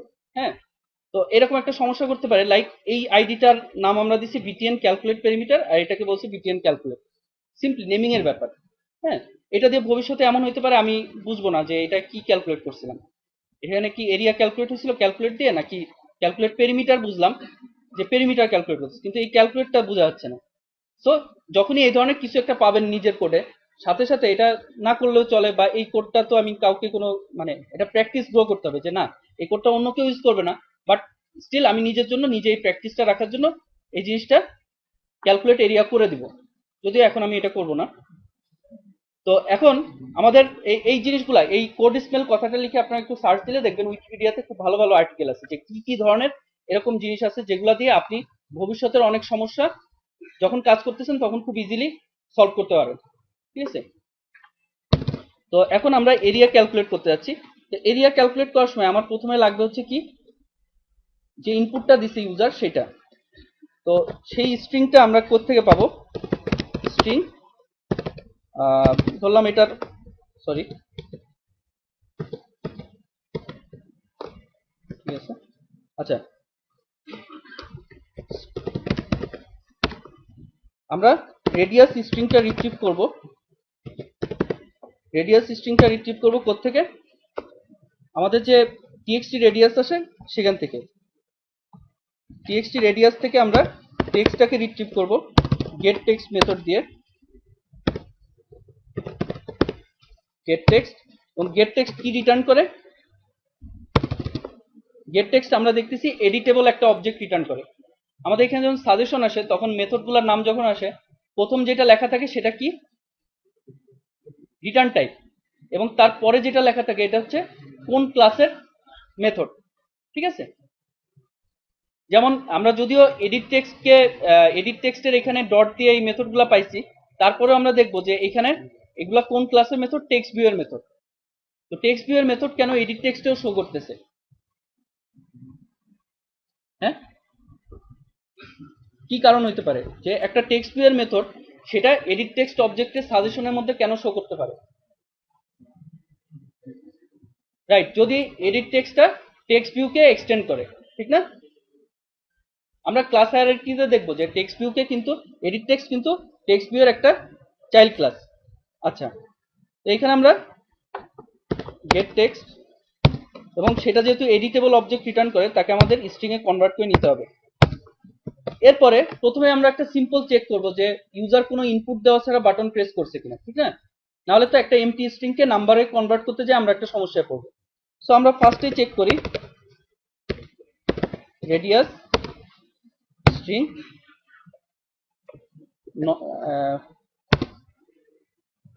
যদি এমটি স্ট্রিং হয় সেই ক্ষেত্রে আমরা এক ধরনের আউটপুট দিব।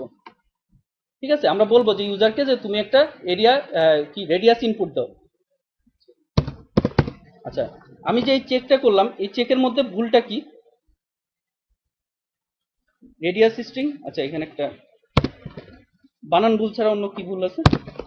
হ্যাঁ, এই রেডিয়াস স্ট্রিংটা আমি চেক করতেছি এমটি স্ট্রিং এর ইকুয়াল কিনা। এটা ভুলটা কি?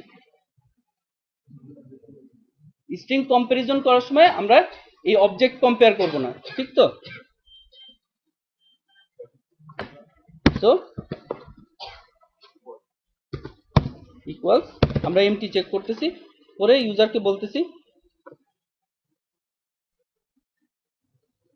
এখানে আউটপুট শো করার জন্য আপাতত আমরা টোস্ট ইউজ করতেছি এবং এইটা উঠাই দিচ্ছি। এখানে বাটন ক্লিকের বদলে আমরা বলতেছি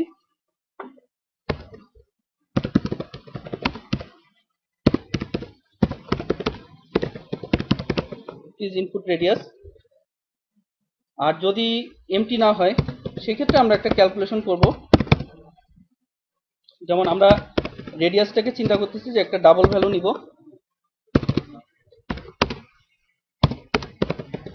রেডিয়াস, এবং স্ট্রিং থেকে ডাবলে পার্স করার জন্য আমরা একটা র্যাপার ডাবল ডাটা টাইপের যে wrapper class double dot parse double, সেখানে রেডিয়াস স্ট্রিংটা নিচ্ছি, এটা থেকে আমরা ডাবল ভ্যালুটা নিয়ে আসতেছি।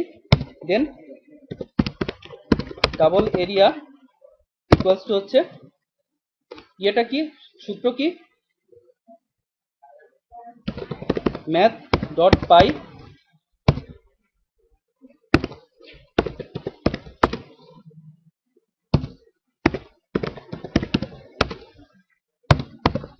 আচ্ছা, এই সার্কেল ক্যালকুলেশন করাচ্ছি দেখে কি মনে করতেছেন যে আন্ডার এস্টিমেট করতেছি আপনাদেরকে? Thank you. আচ্ছা, এখন আমরা এই এরিয়াটা এই টোস্টের ভিতরে শো করব।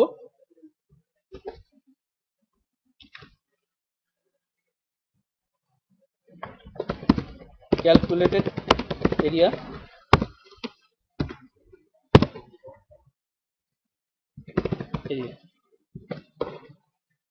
সো এখন আমরা রান করে দেখি।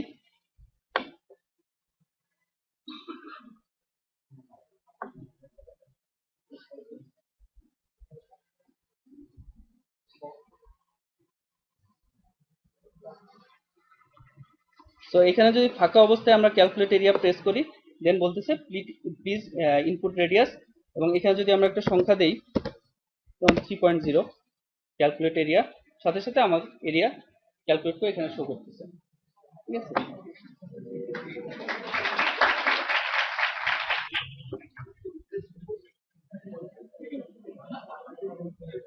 আচ্ছা, তো সার্কেলের এরিয়া ক্যালকুলেট হয়ে গেল। তো এখন আমরা যেটা এখান থেকে দেখি একটা জিনিস খেয়াল করি, আমরা ইনপুট নিচ্ছি এবং আউটপুট দিচ্ছি, এরকম একটা সিম্পল একটা প্রজেক্ট আমরা এখানে ক্রিয়েট করলাম এবং এইটার যে প্রজেক্টের যে স্ট্রাকচার সেটা সম্পর্কে এখান থেকে আমরা আইডিয়া নেওয়ার চেষ্টা করলাম। তো এইটার পরে নেক্সট আমরা যেটা দেখবো, একটা একটা ব্রেক নিব আমরা এখন, ছোট একটা ব্রেক নিয়ে এরপরে আমরা নেক্সট যেটা দেখবো সেটা হচ্ছে যে আমরা দেখলাম এখানে যে অ্যাক্টিভিটি ক্লাস ডিফাইন করছি সেটা একটা স্ক্রিনকে রিপ্রেজেন্ট করতেছে, ঠিক আছে? তো এই যে স্ক্রিনটা, এরকম অসংখ্য স্ক্রিন আপনার অ্যাপ্লিকেশনে থাকবে এবং এই স্ক্রিনগুলোর একটা লাইফ সাইকেল ম্যানেজমেন্ট করা হয়। হ্যাঁ, বিভিন্ন ধরনের লাইফ সাইকেল কিছু মেথড আছে, এগুলোর থ্রুতে অ্যাপ্লিকেশনের ওভারঅল লাইফ সাইকেলের পার্ট হিসেবে অ্যাক্টিভিটি লাইফ সাইকেল ম্যানেজ করা হয়। তো এরপরে আমরা একটা ব্রেক নিয়ে এই টপিকসটা দেখবো। কোনো কোশ্চেন আছে কারো?